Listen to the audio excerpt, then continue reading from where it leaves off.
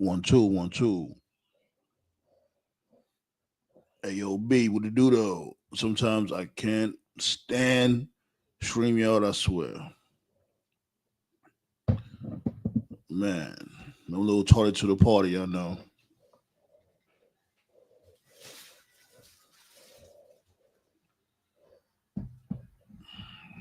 Everybody at.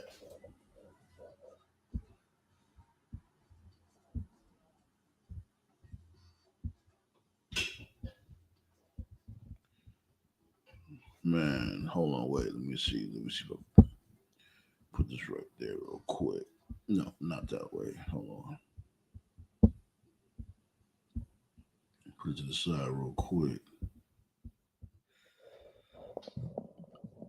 AOB, what it do though? Council Roundtable time to back in. You already know the vibes. Episode 329, where we talk the old fashioned rats and let y'all know what's happening.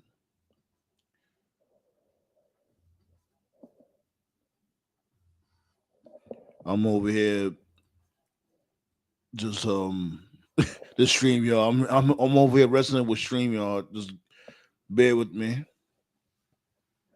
They got this new overlay, this new placement here and there. I swear it's always something. They got this new Mars feature. I guess it's called that. But we'll figure it out as we go along. Anyways, yeah, B. Tapping back in. Congrats to this dude, John Cena, becoming a Grand Slam champ. Not gonna complain about that. You know, Lord knows this dude needed something because how they booking this damn tour, man.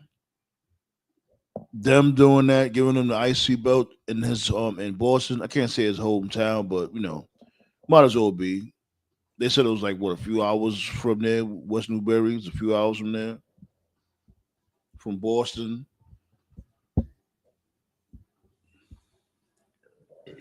Oh, excuse me. Sorry about that. What's good, Tyler? How you feeling? But yeah, B, this dude beat Dirty Dom for the IC belt. Feel good moment. I'm not gonna lie. I think they should have ended the show with that instead of ending the show with Rhea Ripley. And it's like they're in Boston, you know, like Rhea Ripley, she's gonna have her time to this is my brutality and all of the extra shit. She's gonna always have that. Like when it comes to Cena, this is supposed to be all about Cena. Triple H. That motherfucker Triple H, boy, I swear. Like it was so ridiculous seeing this dude in the middle of the ring at the beginning of the show. And it's like, yo, my dude, we're not at Greenwich, Connecticut. This ain't your final year when it comes to wrestling. Why are you here? I swear Triple H wasn't needed at all. I mean, at all. Over here trying to steal this man's thunder. And then what made it worse, after he told Cena to come out, he's still standing in the ring. Like my dude, go away. I swear, it's like this dude is allergic to gorilla. I'm convinced. I don't know what Gorilla Monsoon done to him when he was a child or whatever, but gorilla position, he hates being in a gorilla position. He hates being in his office, all of that. This dude is everywhere but there. And don't get me wrong, like Raw was okay. Like I ain't gonna lie, it was definitely better than last week. Monday Night Raw wasn't too bad yesterday. Oh yeah, it's ego booking. The dude can't help himself.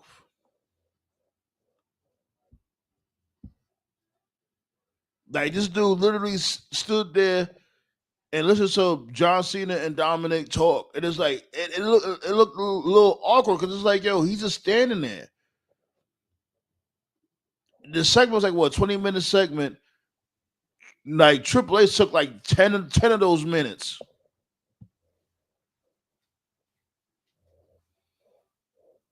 He came out and was talking about, oh, everybody looks at wrestling a different way, or everybody got their own opinion. I got my own opinion, and all types of nonsense. It's like, my dude, what are you talking about? Just leave the ring and let Cena enjoy him being in Boston. Boston. That's how they say it, right? In Boston. Get in your car and leave Boston. What's good, Henny God? Come on over to AEW full time. We going live tomorrow for Blood and Guts.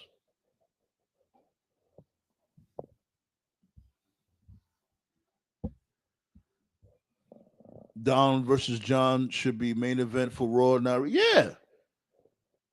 Hell yeah. You know what I'm saying? It's a feel good moment. He won the belt that always eluded him all his career. It made sense. I don't get it. And not to say Raw was bad. Raw wasn't bad. It was mid. It was okay. It was digestible. You know, you had Nikki Bella turning heel on Stephanie Vaquer. Got some new women's tag team champs.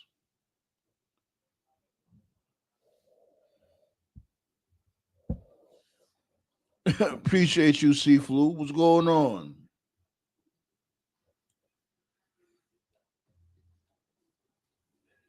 Yeah, B. What else happened? These dudes had a segment. AJ and Dragon Lee. AJ Lee.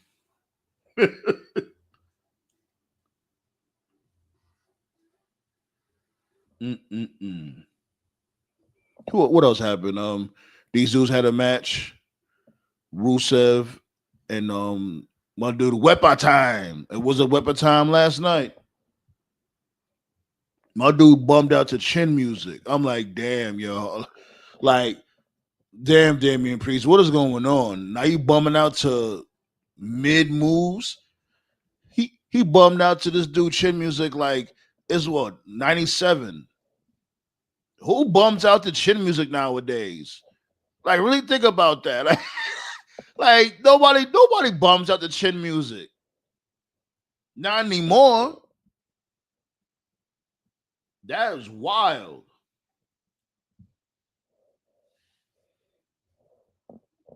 Get that thumbs up though. Tell your friend and tell their friends that we here again.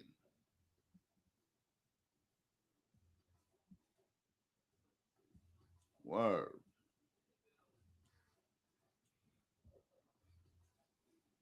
I know I'm a little late, but I'm here.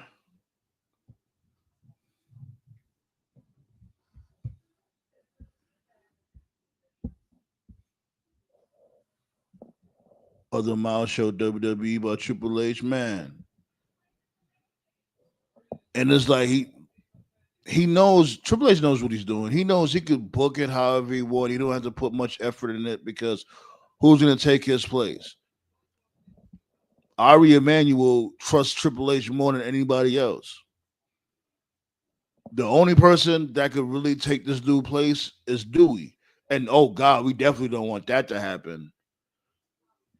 Because then it'll be this dude, The Rock, and Brian Gerwitz.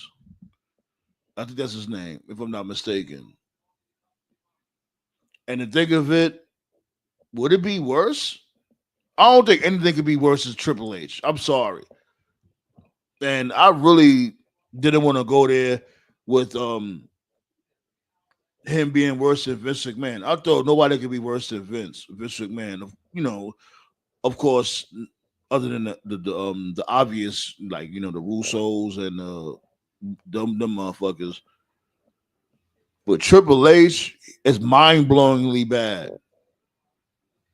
For him to sit there and just not have no direction, and then I had a back and forth with some of these wrestling fans, and it's just they'll tell you how you are without even knowing who the hell you are. Like, oh, y'all begged for this, y'all begged for that. I'm like, yo, how you know or who you know I was rooting for? You don't know who I was rooting for. You sitting there saying, oh, this is what you wanted. Like, how you sit there and say that's what I wanted? You don't know me.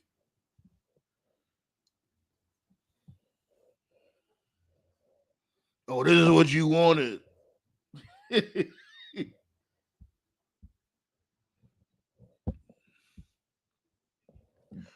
What's my thoughts on them two chicks working out? What walking out on the match in AW4 Collision? I definitely don't know. Like, I don't watch Collision.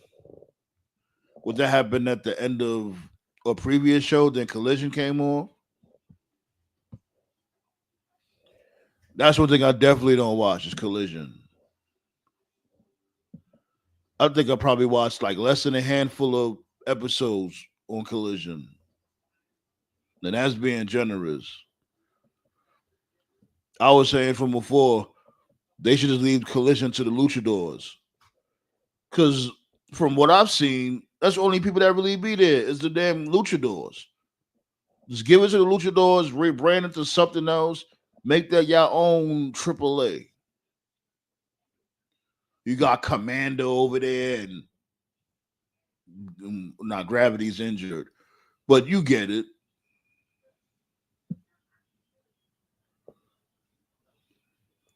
What's good, ballet with the blicky?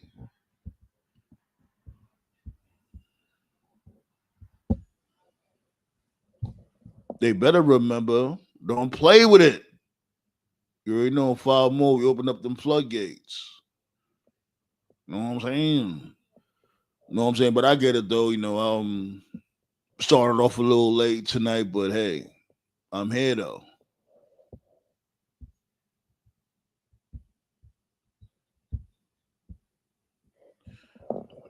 WWE has announced the wrestlers with the top merch sales in 2025. Alexa Bliss, AJ Lee. Damn, AJ Lee already. Sheesh. And she only came back for a quick little spell. CM Punk, Cody Rhodes, Jacob Fatu, Jay Uso, John Cena, Penta, Rhea Ripley, and Roman Reigns is last. I bet because he's not doing anything. The OTC arc is just like can't even really say if it's trash or not because he's not even there for it to be trash. It's basically non-existent. He'll come through beef with what's what these dudes, the division. He'll come beef with division for a little while and then leave again. Rinse and repeat. This dude still hasn't gave an explanation yet, or even reflecting on, yo, you had the belt for like 4 to 5 years. He still ain't cut a promo about how he felt about losing all that, losing the bloodline, losing the belts, losing everything. We still know how he feels when it comes to that.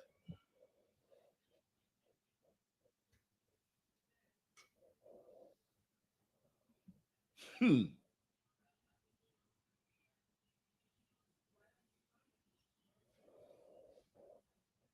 Word.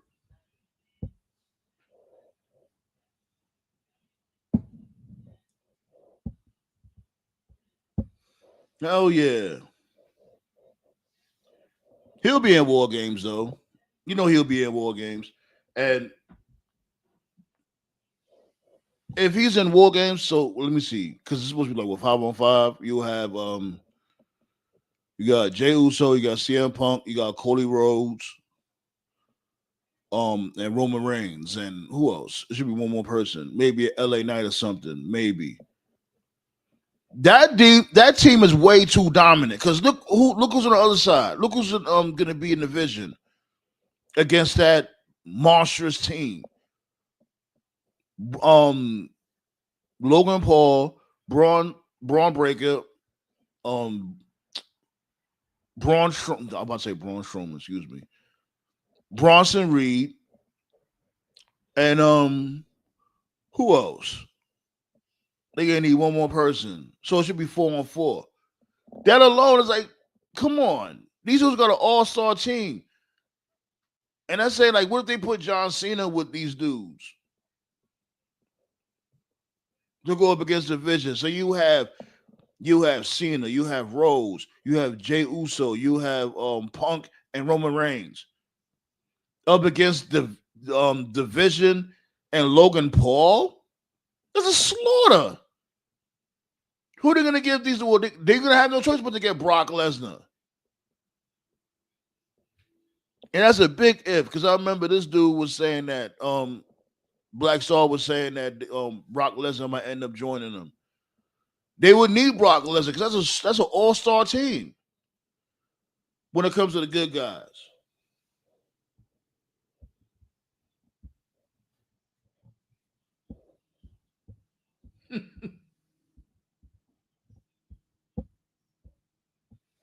Probably overthinking. How you feeling? They need to let the blind go. The blind. I don't know. Maybe that might be a typo. I don't really get that one.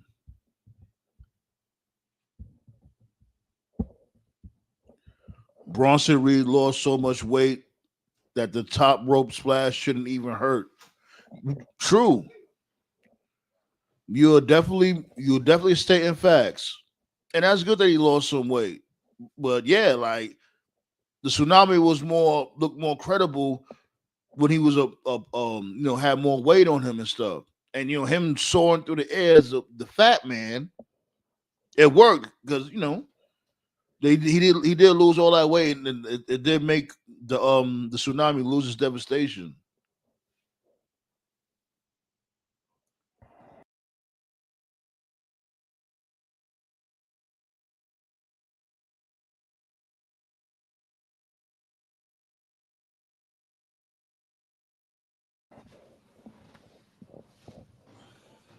Yeah, buddy. I think WWE put Cody Rhodes to run heel. What I think WWE put Cody Rhodes heel run. Then I don't get what you're saying, Tyler.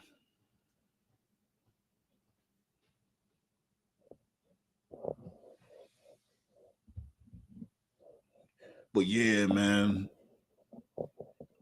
they did my dude Westside Gunn filthy. I wanted to talk about this real quick for those out there that don't know about Westside Gunn. Simply, he's the one that did the whole "we hurt people" interesting for the Hurt Syndicate. So he was at Raw. I think it was a couple of Raws ago. Last week, I think it was last week's Raw. They was in Buffalo, and he had got kicked out. The dude Westside Gunn said he arrived there like at 8 o'clock, and they kicked him out like 3 minutes later. Crazy. It was like 8:03, as a matter of fact. Yeah, it was like 8:03. Kicked him out. He said he spent 5 racks on his seat. I don't know if he got a refund or whatever the case may be, but it's like even if he got the refund, it's still ridiculous to sit there and do that man like that. And it's like, yeah, he done like, okay, y'all mad at him for copyright infringement. Understandable, but to kick him out, a paying customer,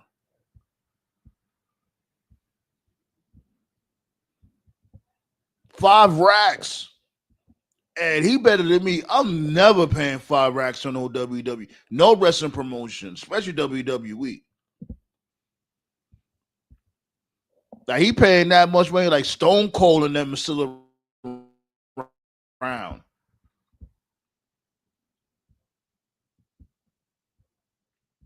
Let me pull this up real quick. He said for no reason. He did it for no reason. Security got him up out of there. Hold on, let me. I got the article right here on Hot New Hip Hop.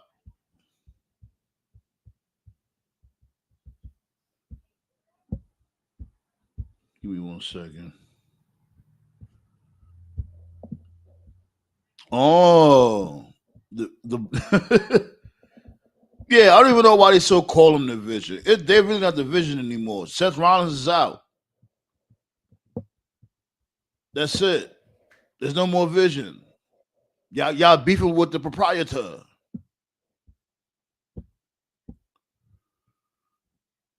Support the damn product. And this is how you do them, right? Like he always had love letters when it comes to the WWF or WWE, all that shit. Matter of fact, his new album, he got the $1 Million Man and Virgil on the cover. Like he always does that. Like from before him and his I think it's his brother. I think his cousin, whatever. But him and Conway the Machine. The name of the album. I think the name of the album was called The Outsiders, and they had the Outsiders on the cover.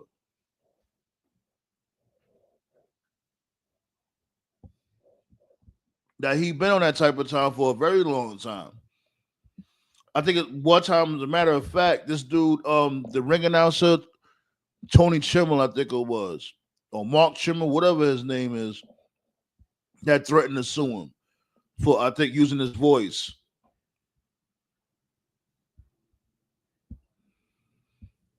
And it's like, man, I'm gonna pull up the article real quick. Let me see. Here you go right here. For years, I mean, nobody with 2 feet has spent the amount of money I have supporting and pushing a brand I've loved since I could remember. The Griselda rapper wrote, I sat front row at every big show, literally. All the good times it brought to my life to the point when I started making music, I incorporated it in everything like Wu Tang would do with karate. I made people who hated the product watch it again. I made it look cool when at the time people thought it was nerdy. I've watched that same company sit countless of people next to me who's not even fans for real and act like I didn't even exist. He continued. I was threatened to take everything out of my music, which I only did to pay homage, or my whole catalog would be demolished. And everybody knows how hard I worked coming from Buffalo for me to get that threat. For just supporting and being a real fan hurt me. But I stayed quiet and still, like a crazy man, sat front row because I love the culture. Hmm.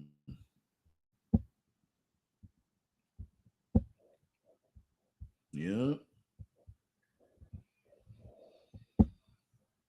He wouldn't have been me. Like when they sued him the first time, threatened to sue him the first time, I would have been done right there. I would have been like, yo, because as a matter of fact, he did mention some time ago that he wanted to work with WWE, like doing music or whatever, and they didn't pay him any mind. So I guess later on down the road, he ended up doing that track for the Hurt Syndicate, and he's not even signed to AEW.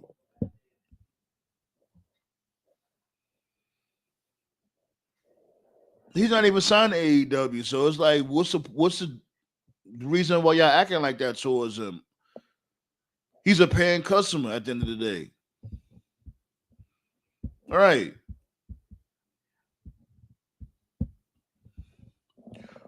For some reason, I'm thinking that Westside Gunn is talking about Nick Khan as far as a person that don't want to see a young black man prosper.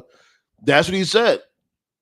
I don't know about him talking about Nick Khan, but he definitely said like him being a black man and a rich entrepreneur is like they felt threatened by that shit.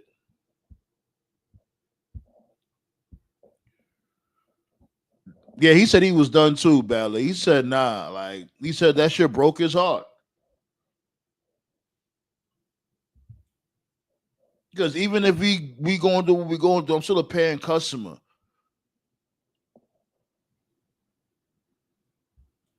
It was funny when he said they had people coming next to him, like I guess other stars sitting next to him, and they didn't know who the hell he was. I'm like, yo, Westside Gunn, relax. No, dude, everybody don't know who you are. You have a very like niche crowd. That was funny though. Like he's very arrogant. Like, how they ain't know me, yo? Like motherfuckers don't know you like that, Westside Gunn.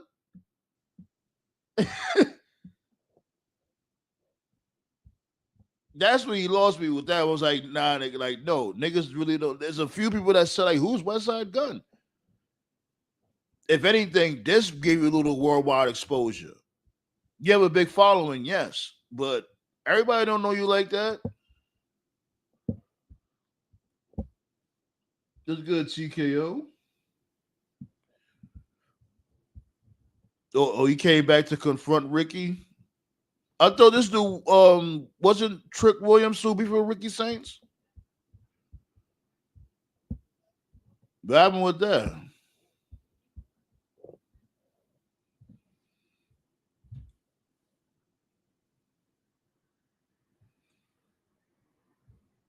He said, and then yeah, he was on Rosenberg show, and he was showing Rosenberg receipts of suites that he will be laid up in, like when it comes to the big events, spending like 20 racks and shit like that. I'm like, nigga, you bugging. Ain't no money. I don't give a fuck.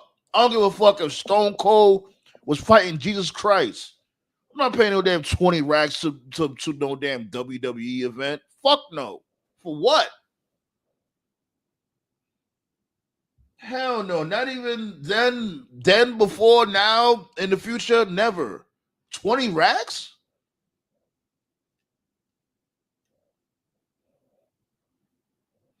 Yeah, you spent all that bread and they didn't even want to work with you.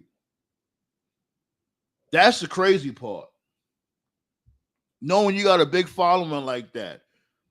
Like now you too risky, B. They want like Flow Rider and what's that cornball name? Is it Westside Gun? Is J.O. Felony popular? Right? More people know about Westside and J.O. Damn, I hear about that motherfucker in like forever. J.O. Felony.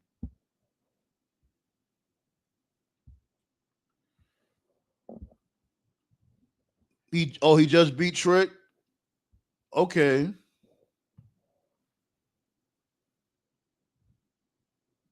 Oh man. Let me open up the floodgates real quick though.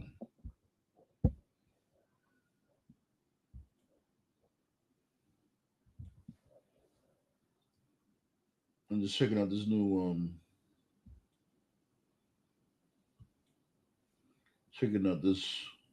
new feature that's on StreamYard on a different device. Actually looks pretty cool. Like y'all might see like it looks different on different screens on different devices.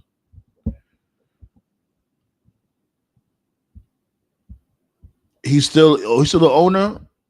Okay, I thought after the because I remember I remember him saying that he was gonna partner up with them before the pandemic.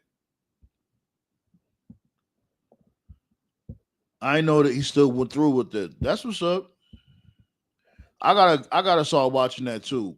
I hear a lot of good things about Hog Wrestling, but I never really watched it. I had a motherfucker let me know that he was in Do or Die. It's an old Chicago rap group. Yeah, I remember Do or Die.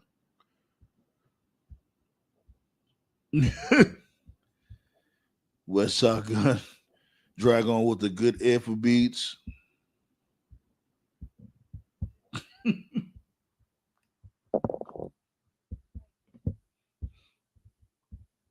Hold on, drop that link real quick. What the? Why did you do that? Oh yeah. Fuck. What's going on, Black Star?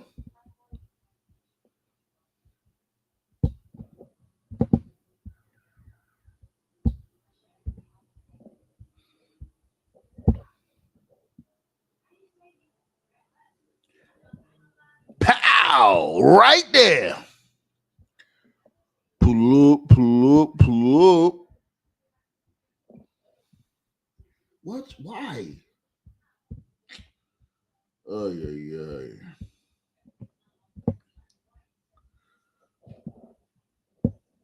European uppercut that blood clot.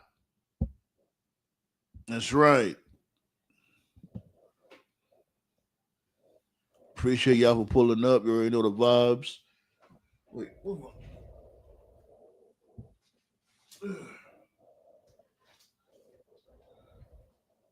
but this dude Triple H, he's out of control, B. Tell you, they're gonna have to kidnap this dude one day, put him in the damn his office or gorilla, whatever, put him in a straitjacket, lock the door, and make sure he stays there and come up with some good ass stories for the year 2026. This year was abysmal. Like how you make the damn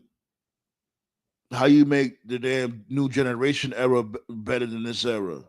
Remember the new generation era when you had dudes with attitude and the body donnas. That era was better than this blood clot era. You It was good, man. Can you hear me? loud and clear. What's going on? Yo, like I was gonna buy a soundboard yesterday, right? Okay. And like I had like this plan with like the soundboard, but like I don't know if everybody's gonna be cool with it. What are you talking about? Oh, like Like you using know it? when you You talking about when with the you sound effects and all that? yeah, like when you do the pow right there, that part. Yeah. Yeah. Like I was gonna make that your sound. Right there. But I was gonna go like he might not like that. It depends. You know what I'm saying? Like if you want to use a sound, if you want to use a sound machine, it won't bother me too much. Unless you don't try to do the most. I don't care. No. Like I'm not, like I just wanted to do like what you guys' sounds are like. What's your most known sound? And like I would like I know what you mean. associate that with Yeah. you. Yeah. Yeah. But to this whole West Yeah, Side be Gun John thing, Cena. Oh yeah, go ahead. Go. Go ahead. You can start West Side Gun. Go ahead. like to the whole like West Side Gun thing, right? Go I ahead. Yeah. understand everybody's anger. That's first and foremost. I understand. I understand the frustration, right? Yeah. But but here's the thing. And again, this is no slight to anybody. It's just that remember when James Dolan kicked out Charles Oakley Yeah.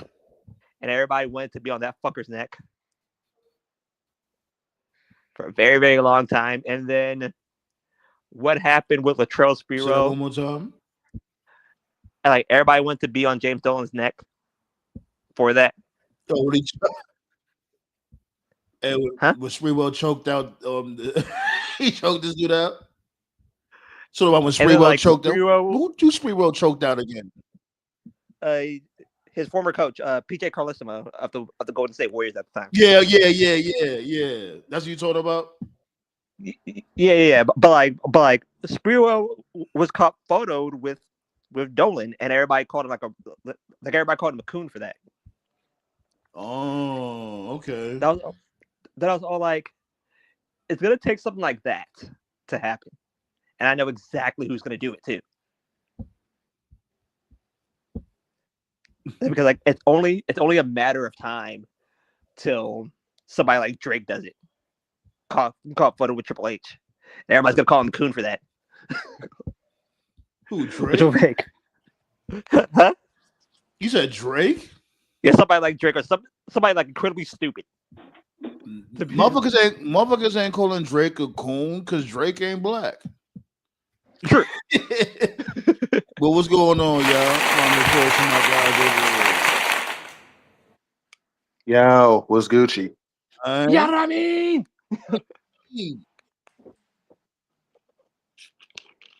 Yo, man.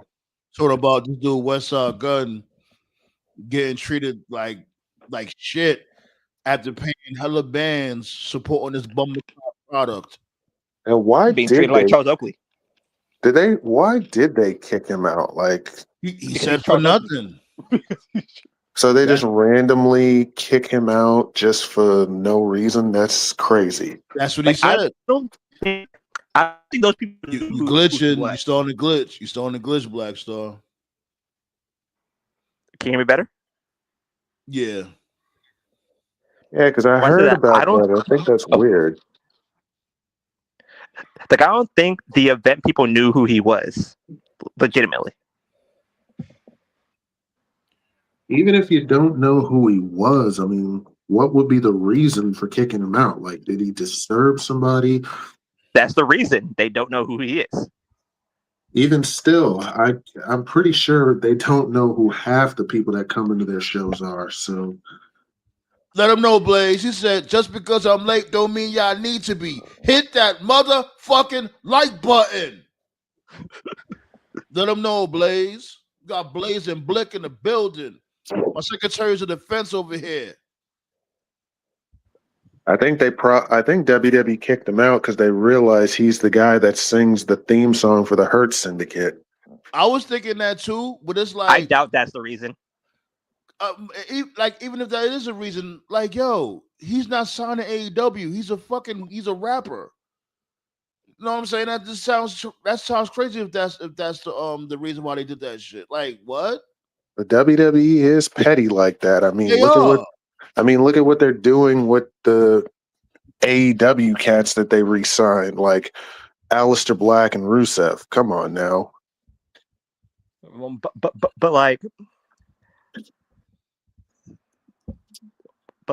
Here's the thing though, like, because like, you notice how they didn't do that to O'Shea Jackson because they know the second that he does that is the second that they're fucked. Got my dude Toph in the building. Kenny Omega. And you made a good point, Black Star, because O'Shea be going everywhere with it. You know what I'm saying? And I think he be interviewing wrestlers on his podcast. I'm not sure. Yeah, he do sometimes. He be Nah. O'Shea's got that WWE flag planet. But he go to AEW shows too. He doesn't rep them like he does WWE though. He reps Roman, he reps Seth. He's really into that. He doesn't like, what I mean is, like, he's a really big Roman guy. I saw his okay, wait, hold on. But here's the thing though. Like, Westside Gunn reps WWE more than AEW though. Like, he got a song called Finn Balor. They don't see it that way, man. I mean, I'm not trying to rationalize a MAGA company. Come on now. I'm just saying though. No, but like, and again, like, I could be wrong. Like, I've been wrong before. But again, like, I doubt those people in Boston knew who he is. And the only thing that Triple H had to Boston. It was in Buffalo. Oh, Buffalo. Okay. Those people in Buffalo knew who knew who he was, and the thing that would have washed everything away was that Triple H stand up for him and go like, "Yo, this is my guy. Leave him alone."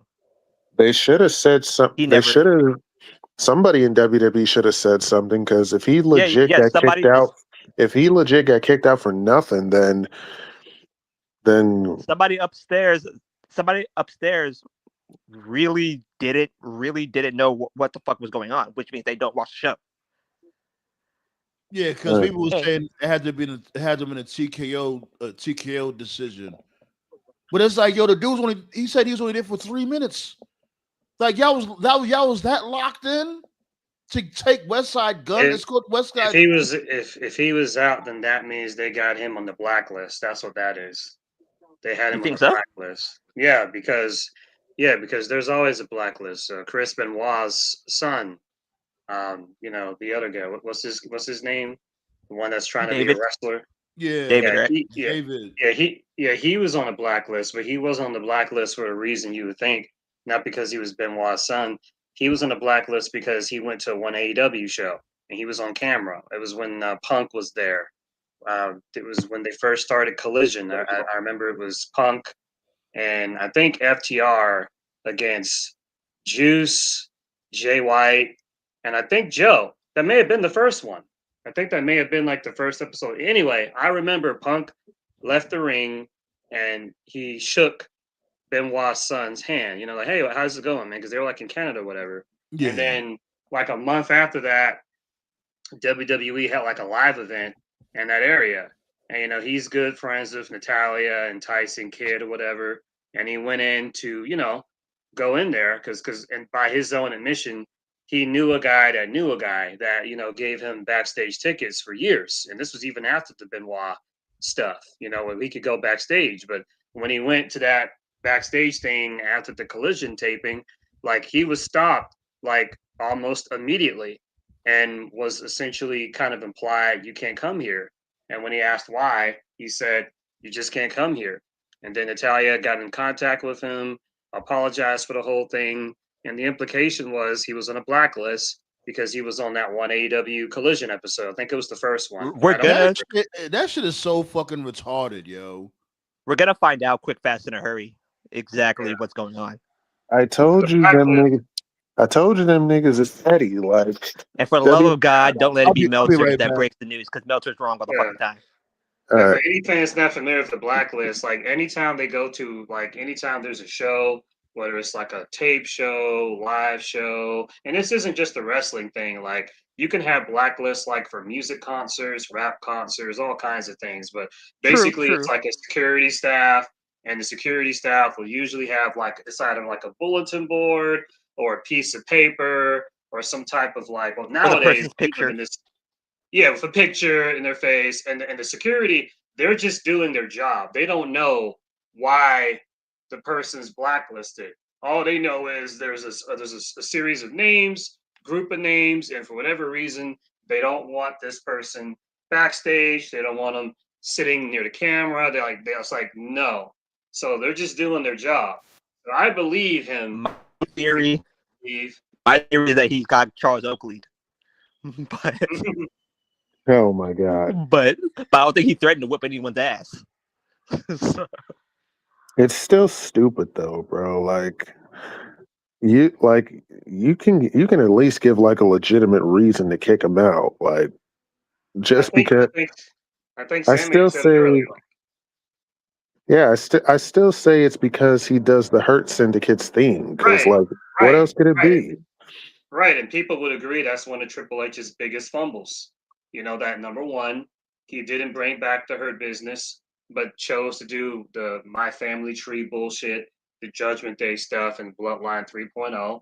He had nothing for Lashley. He had nothing for MVP, and by extension, has had nothing for the Street Profits. So when he went to AEW, or rather, when the Westside Gunn dude did the song for the Hurt Syndicate, that's one of the hotter acts in AEW. It's one of the hotter acts in wrestling.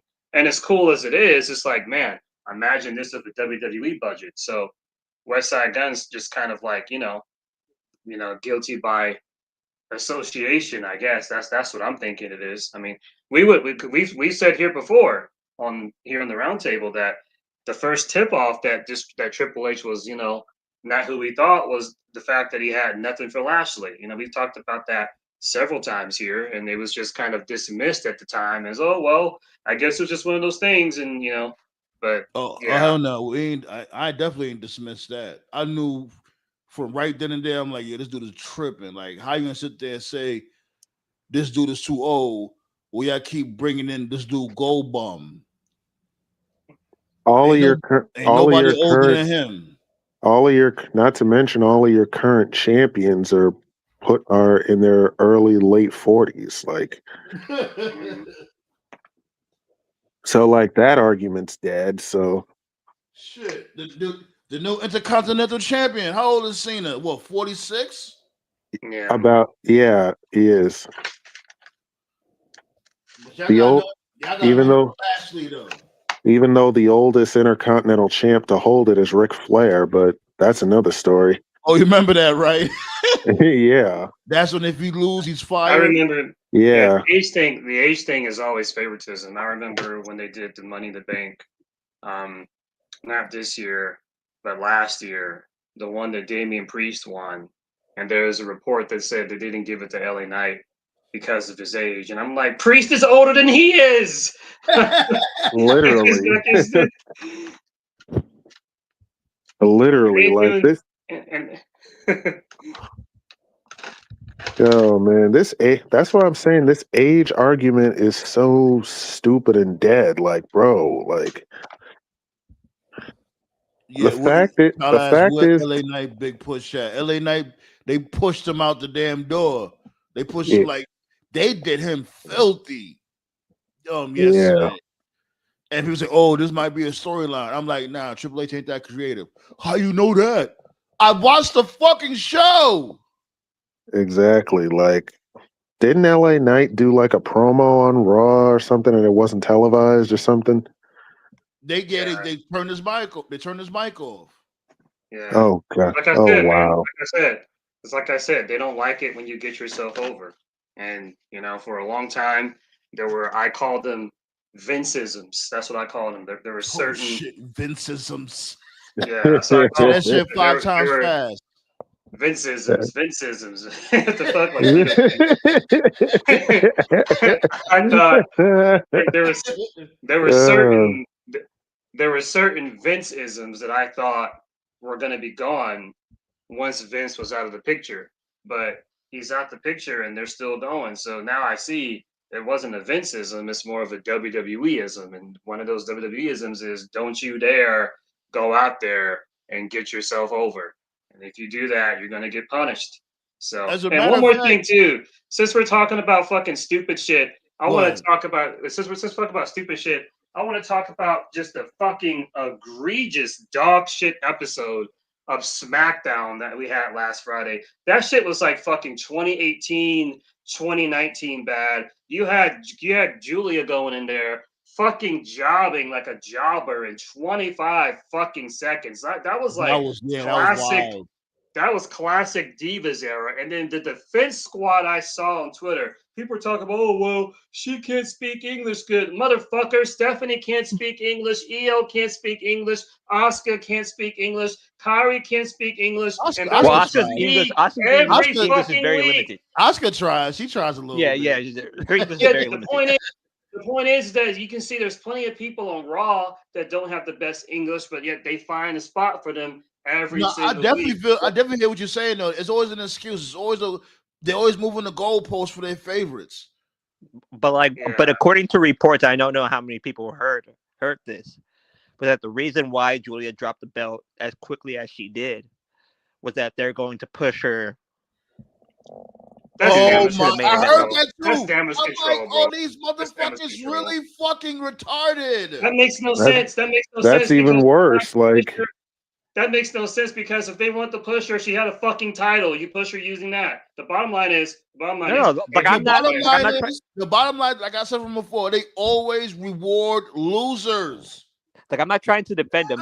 I'm just saying what No, I heard. no, I know you're not. But I'm Now saying we know what you're saying. It's just in general. Like if you want to push Julia to the moon, like what she won the U.S. title. You could have did something with that. But the problem is the minute you gave her the belt, you took her off of TV, and then the times that she was on TV, she wasn't even wrestling. Like the new flavor of the week is Lash Legend. Like they're gonna push her to the fucking moon because. And then she's in War Games. Yeah, she's in War Games. She's already in War Games, right? She has, What's the other what? chick's name again? What's the other chick's name? The one that's with Julia. I mentioned her before. I can't think of her name. Kiana James. Yeah, Kiana James. Right. Solo Monster had mentioned this like fucking 3 months ago. He read a report when he was doing Q&As from fans, and the question was the Kiana James pairing not necessarily an outlet to get Julia over, but was it more of a pairing to get Kiana James over? That's possible. At the time, he disagreed because at that point they hadn't done anything overly egregious with Julia, and he just thought that, well, they probably put her with Julia, because she didn't speak English that well. But then as the weeks and months went on, I began to notice that there were several weeks where Kiana James was on TV, but Julia wasn't. And then after I did some searching, I'm like, well, she's not hurt. She's not sick. There's no visa issue. They just have nothing for her. Yet so many weeks you'd see Kiana James getting out her a backstage segment, in-ring segment. Like she got way more TV time than Julia ever did. So now I'm going back to that question that Solo Monster asked. I'm like, you know what? That question that fan asked, maybe that fan wasn't that far off. Maybe it was a vehicle to get Kiana James over, and they didn't really give a fuck about Julia. Julia was just a means to an end. But if she was just a means to an end, why even give her the U.S. title to begin with? Then this morning, TKO posted an Instagram link, and there's a report going out by the Observer where they're basically saying straight up, they never gave a fuck about the U.S. title to begin with. And So just why based off create the it? Exactly. Right. I said it was a Right. bad. I said them creating that damn thing was a bad idea anyway. Like, Oh my And god. then, like, And you know what's crazy? And what's crazy is they introduced that belt first, and the Intercontinental title Yeah. for the girls came second. But yeah, just based off how Becky has it and her treatment and the TV time it gets, you would think that belt was made first. But like, no, it came second. it's really it's really the head writer. I'm not saying that it's his fault. Road Dogg is a horrible writer. Yes. For SmackDown, Yeah. he's the drizzling shit. But who's Raw's lead person? I think it's I think it's Abyss. Yeah. It's Trips. I don't think it's Abyss. I think he might be like second writer, but And It might be this dude, Tyson Kidd. It might be one of them motherfuckers. And just for context, Rhodey, he'll always be the Rhodey to me. I'm not gonna call him Road Dogg. He's the fucking Rhodey. The Rhodey has always been a fucking bum. I remember him getting cooked. Like he's always been a bum. Like I remember fucking Kurt's wife tonight. I remember him. I remember Rhodey being cooked on Twitter. Remember that time when Karrion Kross was the NXT champion and he made his debut when he lost to Jeff Hardy in like fucking 2 minutes? Remember that? He was a writer then? Oh yeah, God. No, he was not a writer then, but he was on social media defending it. Rhodey was defending it, and he was like wins and losses. He was on social media defending it, saying wins and losses don't matter. He said that, and then fucking Joey Janela of all people, like I don't care about Joey Janela, but I got to give a spade a spade. Joey then retweeted that and said, "Bro, in 1997, you got over because you and Billy kept winning your matches. If you guys kept losing, the Outlaws would never got over." And he got fucking like several like hard trees. Right. He got fucking ratio in his own tweet. It's common sense. It's like, how could you sit there and say wins and losses don't matter? That's just asinine. Like to me, Kid should move to SmackDown. Abyss should stay on Raw. Those two should be your writers. Mm-hmm. I'm not sure it's Abyss. It's either Abyss or this dude Tyson Kidd or the Hurricane. It's either one of those three. Yeah, like one of those three should move to SmackDown. The other two stays. But even still, back to my point, if you don't care about a mid-card title, don't make it. And I said one of those women's mid-card titles should have been defended on both shows. That way it could at least give them something to do and they'll still be on TV. And then there's a rumor out there saying that Cena prefers NXT wrestlers for him to wrestle against in his last match. He did make that announcement saying Saturday night's main event is gonna pull some NXT talent to come to Saturday night's main event. And it's like, well, thank God, because Triple H only want to use the same handful of people. My thing is, bro, where was this at the beginning of this retirement tour? Don't know. Clearly John Cena has some pull as to how he wants his retirement to go out and who he wants to face. Cena always had pull, and he literally just showed us right there. Cena always had pull. He's trying to sit there and say, "Oh, he never played politics." Yes, you did. Yeah. Now, see what happened. What happened is Triple H fucked it up. You know, he fucked up like 50. I can't even say 50%. He fucked up like 70%. Yeah. So Cena realized, like, oh shit, I gotta fucking carry this. You know, because when he went on Twitter and he basically passive aggressively told Triple H to fuck off and give me the AJ match, and then they gave us the AJ. Like the minute we got the AJ match, from that point on, Cena he took over this shit. So from this point on, I believe Cena is literally like booking himself to do everything. So since he prefers it, I'm thinking that 3 people should be the people that you watch out for.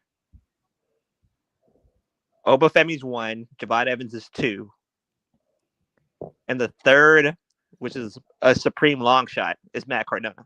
They're already throwing Javon Evans to the wolves. How they got him going against Gunther? I'm like, really? Like, y'all ain't shit. If he beats him, then I might have a point to this. You really think Javon is going to beat Gunther in his return? If he does, I'm not saying that he will. We can all dream. If he does, we can that's all a big dream. if. Oh God, that's a gigantic if. My thing is, I'm thinking Obafemi is probably going to be. Well, he did. Well, Obafemi did just show up on NXT at the end of the show tonight, but.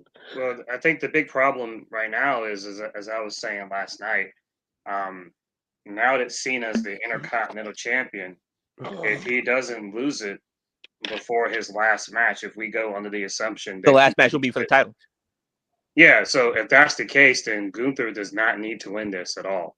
Gunther gains absolutely nothing winning the Intercontinental Champion at this point. That's assuming that Cena does not lose it. Well, Cena... Not really, because Cena's on his way out. He don't really need to hold the title long. Right, so he can still drop it. I'll say this. Like, I think he should retire the Intercontinental belt because you already see these dudes want to revamp everything anyway. So I will have Cena just retire with the IC belt. And then just like forfeit it? Yeah, because when that Machine Gun the belt. Y'all heard what they said. They try to fucking deface WWE. Like that's not gonna work. That's not gonna work. No. I don't think he should be losing anymore for the rest of the really. Run. He's only got like 3 dates left. He's got next Monday. He's got Survivor Series, and then he's got Saturday Night Main Event. We don't even know what he's doing for Survivor Series. Right. Rumors that he's going to be in War Games. I don't see how. If he's in War Games, you know how much of a slaughter. Okay, I was just talking about that right before y'all pulled up, right? I was saying like the Vision stands no chance. Because what if they have like that Justice League type team? You got Cody, Jey Uso, CM Punk, Roman Reigns, and Cena. That's too much for them. They're gonna die. Yeah, that's Dream Team 1 versus Angola. Yeah, I think a Braun Breaker, a Bronson Reed, and Logan Paul. They're gonna need Brock. They have no choice but to get Brock. I don't know who. I don't even know if Roman Reigns. I don't know if both Roman Reigns and Cena are going to be in it because there's rumor that it might be Jimmy Uso. I don't know. Oh God. All I know is this: we already saw on WrestlePalooza Just because you put a shitload of star power on the show doesn't mean it's going to be any good. I'm sorry. No, I'm not saying I'm not saying it was going to be good. I'm just saying that that's a hell of an all-star team to go up against the Vision. The Vision don't have anybody. Like if he's in War Games, that'd actually be a good thing because he can take a rest. Oh, see, And, well, and see, Rest that- carry the fucking match. it's really no shade towards the Vision, but let's be real. Like these motherfuckers on one team against Logan Paul, Bronson Reed, and Braun Breaker. Come on, like that's a slaughter. Because you only got Okay. 3 people right now, right? Who else is gonna be with them if they get brought? Like it's just 3-on-3 right now. I'm sure they're probably going to announce who else Logan in the Bronson. next couple weeks. Roman's gonna show up. Roman's gonna show up for that War Games payday. Logan Bronson, Jay, prepare your squats because you're gonna be doing some heavy fucking lifting. But ballet's a mess though. She put the muscular arm with the lipstick for Last Legend. Gunther. Like I called her Black China. Black China, right? Oh man, Yeah, like that's what I think. I don't think he should lose for the rest of this tour. This dude Cena. Really? I don't know what they're going to do with Cena. So for these next 3 days, So what's the plan of Blood and Guts tomorrow? Hold on, Do we have one? We're gonna get to that. We're gonna get to that. Okay. I don't even know what they're doing with AJ Styles because he's on his way out the door next year. So I shudder to think. That's what I said. They need to kidnap this dude, Paul Levesque, put him in a straitjacket, throw him in his office, lock the door, and make sure he come up with some compelling storylines for 2026. He should fuck off to TNA and go like, I want to spend my final year here. or matter of fact, AJ Styles should. If I'm AJ Styles, I'm hanging it up at WrestleMania. Think so? He's like, y'all don't trust this dude. I'm out. Exactly. Like, I'm not about to do. You. I'm like, nah. I just shit, man. After what I just seen, you fuck around and have me competing for the speed title. I'm good. Can you imagine if AJ Styles ever had to compete for that speed title? I'd be like, good lord, what have you done? Man, There's I would going not to be be surprised. there is going to be motherfucking fires in the fucking street if that happens. Well, they just gave the speed title to this dude that won LFG, so He's actually pretty good. I actually like it. What's his name? Jasper Troy, I think, right? I heard of him. he's Booker T's guy, so I kind of like him though. Yeah, you in the Booker T's wing, you'll be all right. yeah, he's pretty decent though. I ain't gonna lie, he's pretty decent. Shit. Isn't the Usos on they Booker T guys? They Booker T guys also, right? The Usos. Yeah. So Yeah, they are.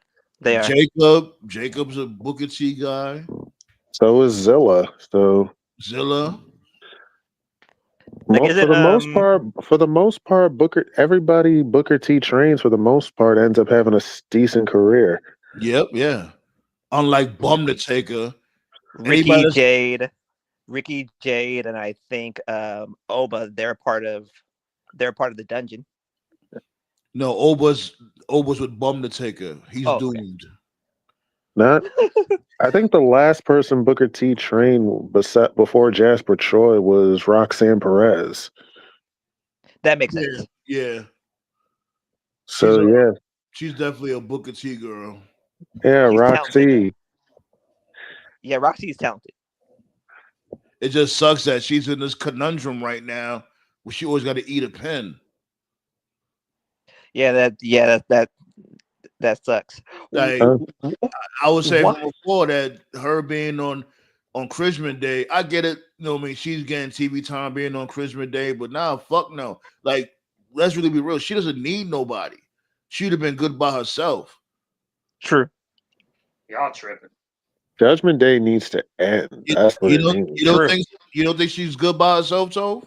I don't think she's good at all, but I'm not going to attack her for it. I mean, she survived Joey Ryan. That was enough. So. Nope. Oh man. She was definitely under 18 for that match. Like she had to be. Bitch I ass. saw. They're gonna be. I tried to watch. I tried to watch an NXT show. This was not this year. I think it was last year. She's gone now. What's her name? She was released. I don't fucking care about NXT. I don't know. Cora something. Is that her Or name? Jade. Yeah, Cora Jade. Yeah. I watched Is she the at clip. MLW now? I don't know what she's doing now. I watched She's the doing clip of OnlyFans now. NXT. I watched the clip of NXT like a year ago, and I saw the Cora Jade chick fighting Roxy, and I'm sorry, like I couldn't take it seriously. It looks like two middle school girls fighting for a lunch table seat. Like I'm good. No. But don't you sorry. fuck with Rio? No, I don't. Oh, I thought you. I was about to say, like, motherfucker, who you? He's never been a Rio fan. My whole thing. Yeah. My whole thing about Rio is I just want people to keep the same energy, because the same fans that say Rio looks like a little girl are the same ones that are like, oh my God, and mark out when Alexa Bliss comes out there trying to wrestle a 20-minute match of Nia Jax. Get the fuck out of here. It makes no fucking sense. The same people that say Rio is too small are the same people that say AJ Lee has no issue fighting a Rhea Ripley. Like, I've seen AJ Lee in person. She's tiny. Yeah. She's tiny. Yeah, she really is. Yeah. So No, wait a minute. I got a question for you, Toph. Yeah. Like, what about Io? She's pretty small. Yeah, but she's athletic though. She can do things that no one else can do. She can do moonsaults, suicide dives. You know, she actually has like and from an in-ring perspective, she has a move set that fits her. Yeah, if you got them like Darby's fucking crazy. He's a crackhead. You know, he's small, but he does shit that no one else can do. You know, so yeah. That dude is definitely not straight edge. I swear. He is not at all. That bullshit. Oh my God. He makes Jeff Hardy look like a saint, and that's saying something. But I like I said, I'm starting to like this dude Darby Allin more now. I can't complain. I still don't. Nah, hey, that's you. You know what I'm saying? I don't fault you for that. But him climbing Mount Everest and him like just, I ain't gonna lie, I fucks with him now. Now I guess he's granted the Scorpion Deathlock now. That's his new finisher now, which is cool. You know, it makes sense. You know, him being this dude protege. So yeah. The Sherpas did 90% of the lifting in that thing. Well, let's not be silly. Wow. You guys said who did the lifting? I said the Sherpas did 90% of the lifting in that thing. Oh man. Yeah, Tati, like it's some new shit that StreamYard got going on. So I decided to try it out. Like, fuck it. What's going on with you?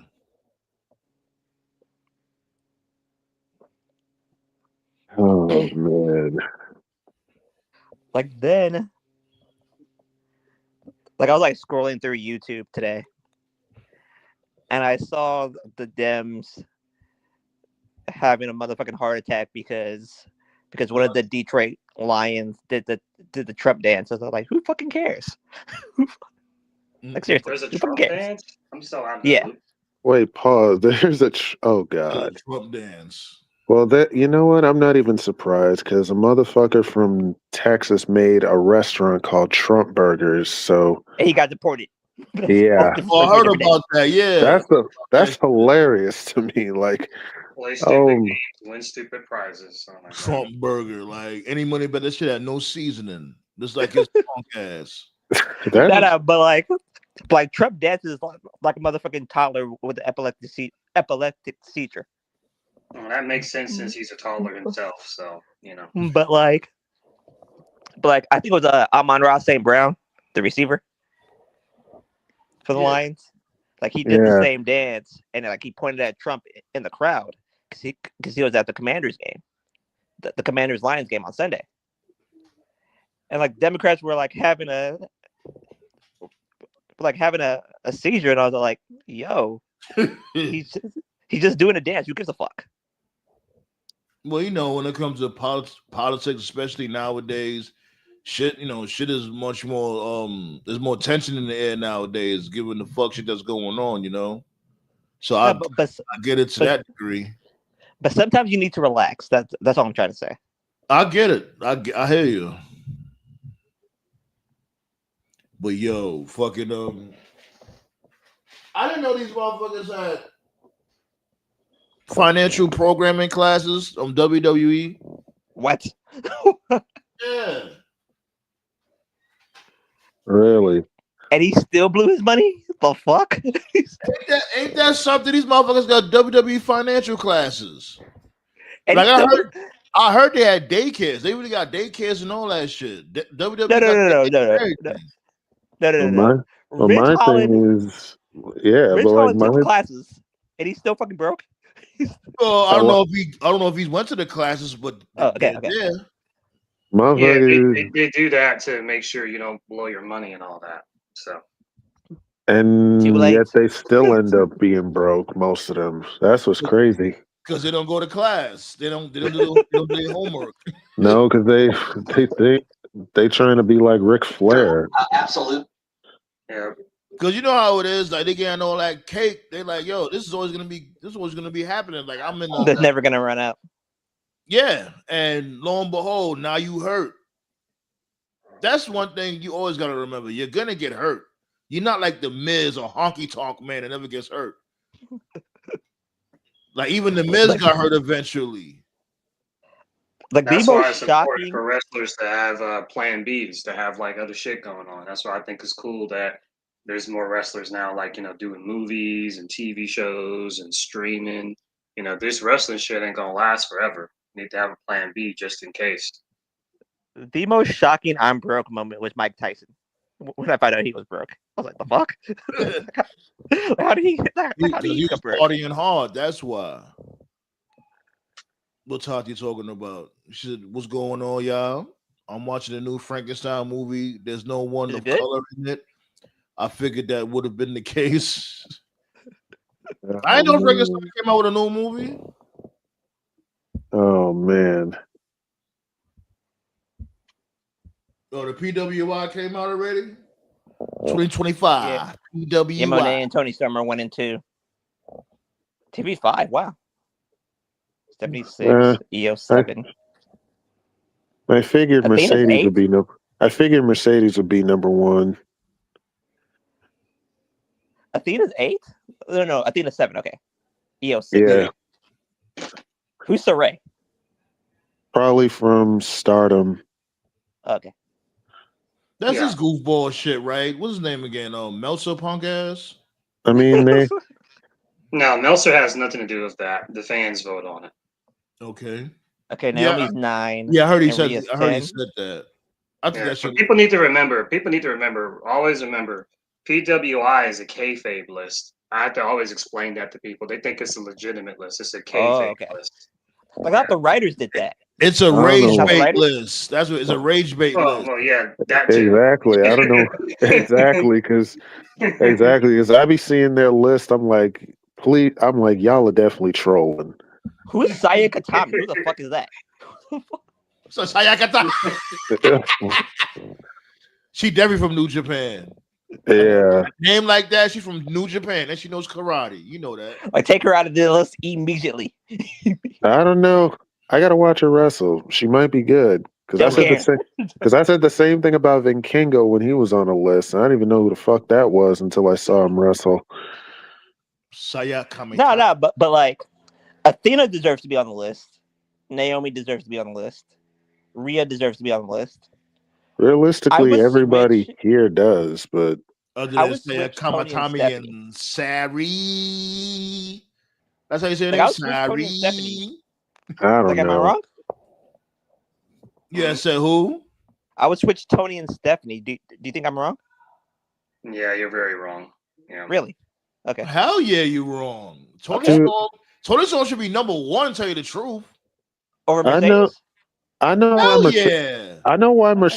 why they put Mercedes number one, but it could have been worse. Tony could have been like Tony could have just been like almost close to the bottom. Like I just think that Stephanie has a good collection of matches.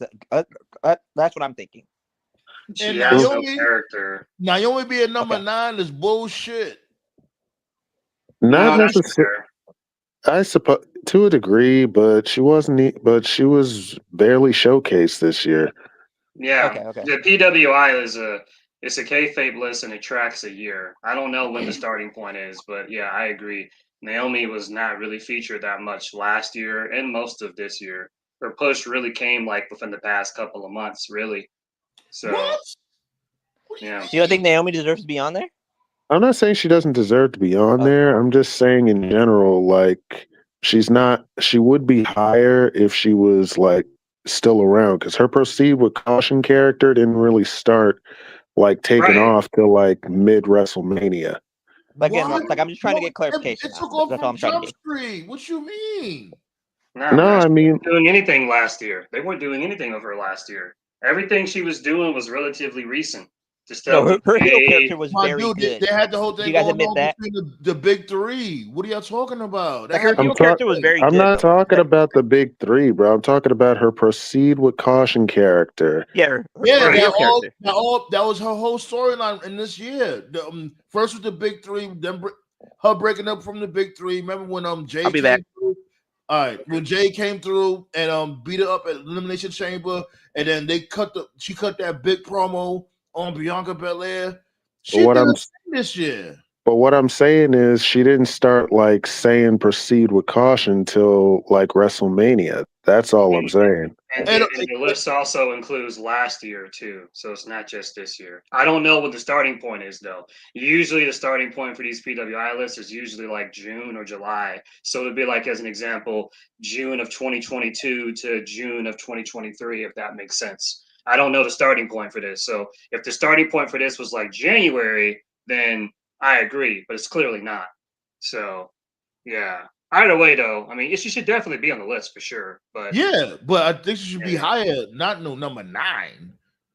Like yeah, not she should be above Saya Kamatani. well, I think if she hadn't gotten, I think if she hadn't gotten pregnant, she definitely would still be the champion right now. Hell yeah. Like Yeah, for she was real. cooking. She was the top female. She was like nose to nose with Rhea Ripley. At the That's how time, popular she was at that time. yeah, but that's why I say the timing is terrible. I don't. I hope she can get her. I hope she can get her spot back when if she comes back. She's not. Don't worry about that. She ain't That's coming what. back. She ain't coming back to like probably like the middle of next year. That's So what I'm SummerSlam. saying. That's what I'm saying. Like the timing for her getting knocked up is very bad. I don't blame And her though. I mean, I didn't know about the one ovary thing. That's pretty dangerous. So Wow. yeah. hope, Are you serious? hope that's Oh yeah, she did. I forgot about that. She did talk about getting an ovary removed due to a medical condition. I remember she right. said Yeah. that. So in her case, that would be considered a high risk pregnancy. And Yeah. so So is it basically like a miracle pregnancy, right? Yeah. somewhat, but essentially, Yeah, somewhat. when you're labeled a high risk pregnancy, then if you're going to have children naturally, you have to do it like by a certain time. Otherwise, it's like it's not safe. You see what I'm saying? And she's like Yeah. directly kind of in that age range where it's like, okay, if I want to be a mom, like I got to do it like right now, or you can't do it. So, So it's but basically a I'm no not time to waste. pretty She had no Uh, much. time to waste. Basically, like her clock was like ticking, and it's not even. And it wasn't even her fault. Okay. Right. Yeah. That's one of the biggest differences between and not to turn this into like a women's studies lecture, but that's one of the biggest differences professionally um between men and women is that one of the advantages that we have as men is we don't got to worry about that shit. So if we want to have kids when we're in our 40s, mid 40s, late 40s, like if we want to contribute to that, okay, cool, but they don't have that luxury. So especially if you're an athlete, like a basketball player, or in this case, professional wrestler, so, and of course, markability is very important, when you're a women's wrestler. And let's be honest here. I mean, you can be attractive when you're in your 40s and stuff, but most wrestling fans, they want to see young girls, they want to see girls who are Yeah, like in their true. 20s, mid 20s, so you got to make a choice, so at some point, most women's wrestlers going to have to make that choice. Do you want to be a mom or do you want to be a champion? She chose to. Well, actually, Naomi did both. That's what's great about it, because she was pregnant while champion. So I actually Right. think Naomi's pretty Yeah, cool. Yeah. yeah, Yep. yeah, Yeah. yeah. yeah, So yeah. So Tati said PWI time frame is July previous year. July Okay. of previous year to August of current year. It's always been that way. Okay. So July of 2024 to August So of big three up until okay. Big three. Proceed with Caution. It was big three up until Survivor Series, and then they Now didn't. the big three was okay. What when did Jay get when did Jay get taken out? By Survivor Series. That was Survivor Series Yeah. a couple of years ago. I mean, yeah, last year. Was it last year? Yeah. Okay.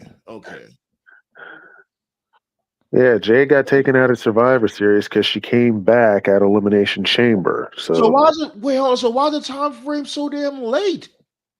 I have no idea. I don't know why to do it that way. yeah, that's so weird. Like then, like I was. Oh yeah, like I was watching like some football, like Monday Night Football. Like the Packers have no offense, but that's a different story for a different day. And like I was watching Raw, like drifting in and out because for the most part I was sleeping. And why is Nikki Bella getting this push?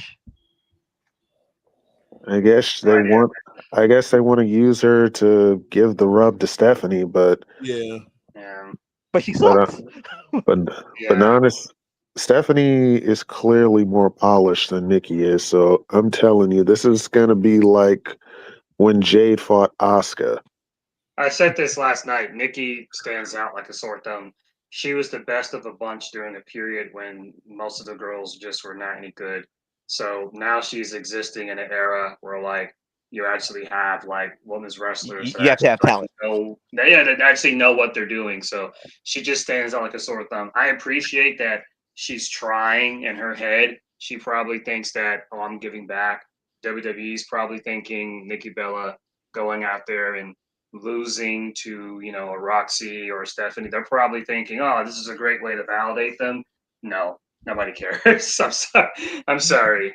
Like if No. it was Io versus Stephanie and Io turned heel, okay, I understand. The These are best two use of the very talented. Bellas, if you really want to use the Bellas, like if you actually want to like help them, really like the best thing you could do. I can't believe I'm saying this. Contact Brie, bring back Brie, let them be a tag team, give them the tag team titles, make them heels, and give them like a bouncer. What's the new chick that just debuted? What's her name? Lash.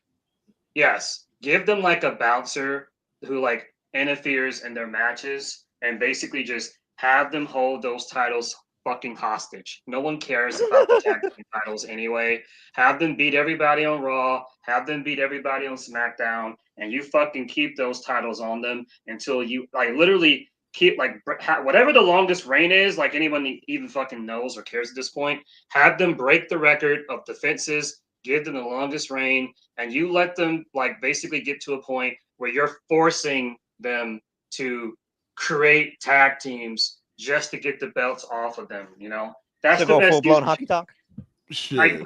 Yeah, pretty much. That's the best use of them. Because you're not I going have to get anything from Nikki as a singles at this point. No one cares if she challenges for a women's title, U.S. title, Intercontinental title, even like the lowest of the low chicks that get like no TV time at all at this point are more over than she is. Like fucking Mia Yim gets a bigger reaction than she does. Fucking whatever her name is, the chick in the Wyatt family, Nikki Cross gets a fucking bigger reaction. Right, like no one's gonna care about Nikki. No offense, Nikki, and I like Nikki, by the way. I like Nikki. Nothing personal against you, Hell Nikki. yeah. You're cool, but yeah, man. Like this shit's. I get it. You're trying to give back. It's not working, but it'll give Stephanie something to do. Because what else is she supposed to do? I mean, there's nothing else for her to do right now. So Unless they, Not really. time. I have a feeling they're probably going to put. I just read a report that Rhea Ripley might not be 100% by Survivor Series. So if that's the case, they might put Stephanie in it. Stephanie and Nikki. Which means if Stephanie's in it, then Nikki's going to definitely be in it. Yeah. GG, you got it misconstrued. Like around this time, her name isn't Rhea Ripley. Her name is Batgirl. Yeah, I said it in the chat. Every time there's a War Games match, somehow Rhea always has a broken nose. Well, yeah, she's always wearing that damn Batgirl mask. Like, Like, how are people always trying to break your face before you go inside a cage? Like, Jesus. word. She need to be careful with that shit. That could get serious. Like they brought back Regal and Regal said the thing.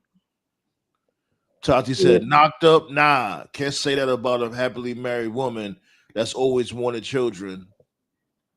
Yeah, knocked up was crazy. What do y'all say? She got knocked up. Like she's a slut. Oh, God. No, but did you guys write on the Sandman's community post? Oh yeah, with the I'll pull it up right now. Give me a second. I'll pull it up. The ultimate Diddy. I'm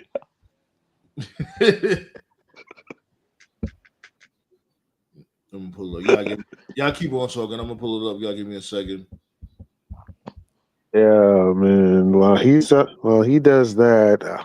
What do y'all think about Tegan Knox and this chick walking out on AEW? Oh, that's yeah. So that's what Tyler was 3 minutes. talking about. Tyler was saying that before y'all pulled it. I know what Tyler was talking about. Okay. She had 3 minutes. I'll be I think pissed they're both too. very dumb. Yeah, I understand her frustration. Like, she felt that she should have got enough time for her match. Like, she didn't want to feel like she was wrestling a Divas match. I get it. But at the same time, you're not signed to the company, and this is going to give you a lot of slack for a lot of upcoming bookings that you might have. I think that they're still both, though. I think that they're both entitled.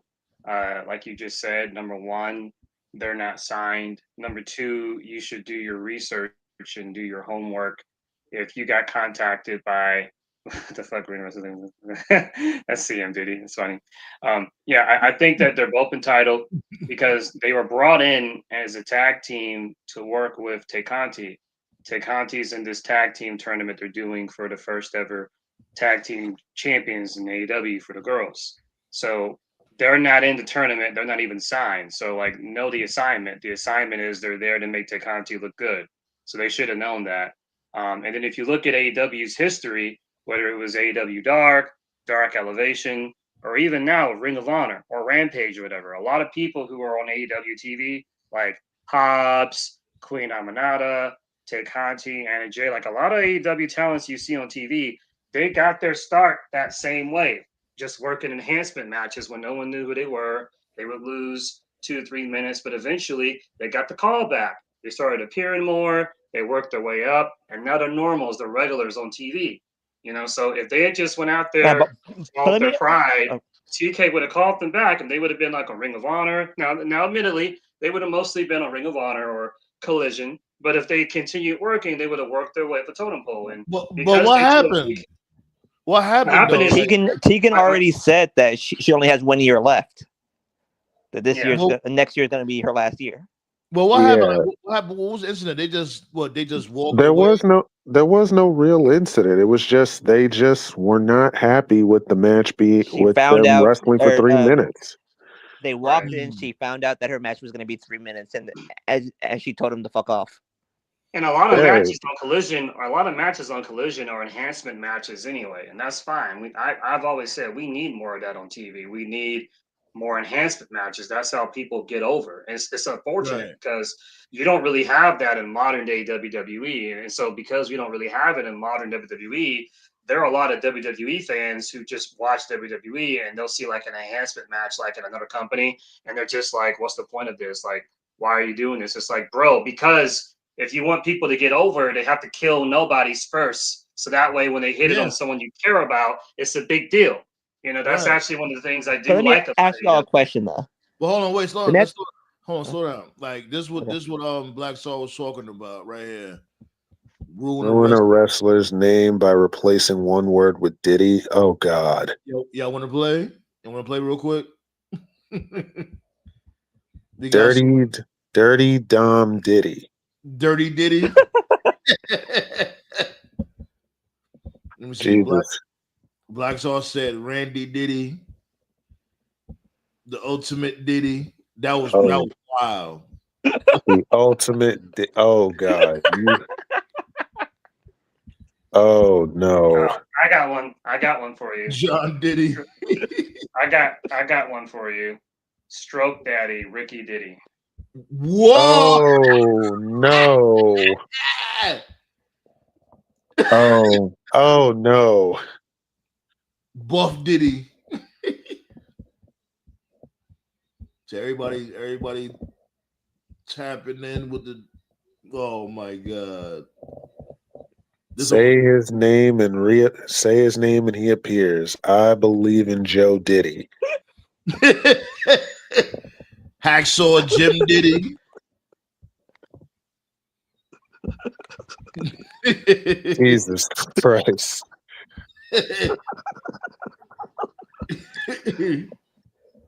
Oh man. But like I said, man, that's still crazy though. And also, you said Tegan is done wrestling next year. That makes the situation even worse, don't it? Yeah. I'm like, girl, you're not even going to be wrestling for long, and you're upset about how much time you got. That's kind of weird. No, but to me, like, you wouldn't be mad too if you're just chilling for like a week, and like you tell your friends, you tell your family, like, yo, I'm gonna be on TV this week. You say that you can match 3 minutes. You wouldn't be pissed too? I get it, No, but because Well, Shuddy, not she's a really. nobody. It's No, you because on she's a TV for 3 nobody. minutes. Right. She's a nobody in AEW. Why should she get more than that? You're not a big name, Tegan. Like, I'm sorry, you're not. What have you done to now being a big name? You never won any titles of importance in WWE. I You don't got have I that got kind my of leg thing. broke. I got my leg broke by what's shorty Like name I've been, again? like I'm always pro workers. What's So shorty name again? that's Damn, why I I said forgot. The one that had the one remember in when NXT when the War Games was in NXT and shorty tried to rip her leg off with the damn cage door. oh, Oh, Dakota. guy. Dakota Kai, yeah. yeah, Dakota Kai. That's the best she ever did. Almost getting Right. amputated. Yeah. Right. Yeah. You don't have that kind of name value. She tore her ACL yearly. She tore her Yeah, knee yearly. like every year she was out with a knee Yeah. injury. I'm like, girl. She does not have the name value to be saying, "Oh, I want to do 5 minutes." Like, no, chick, you don't. Sorry. Yeah, exactly. And it's like, yo, like TK, he letting you rock. Like, you know what? I know you got a little tender leg right there, but I'm gonna let you get some burn.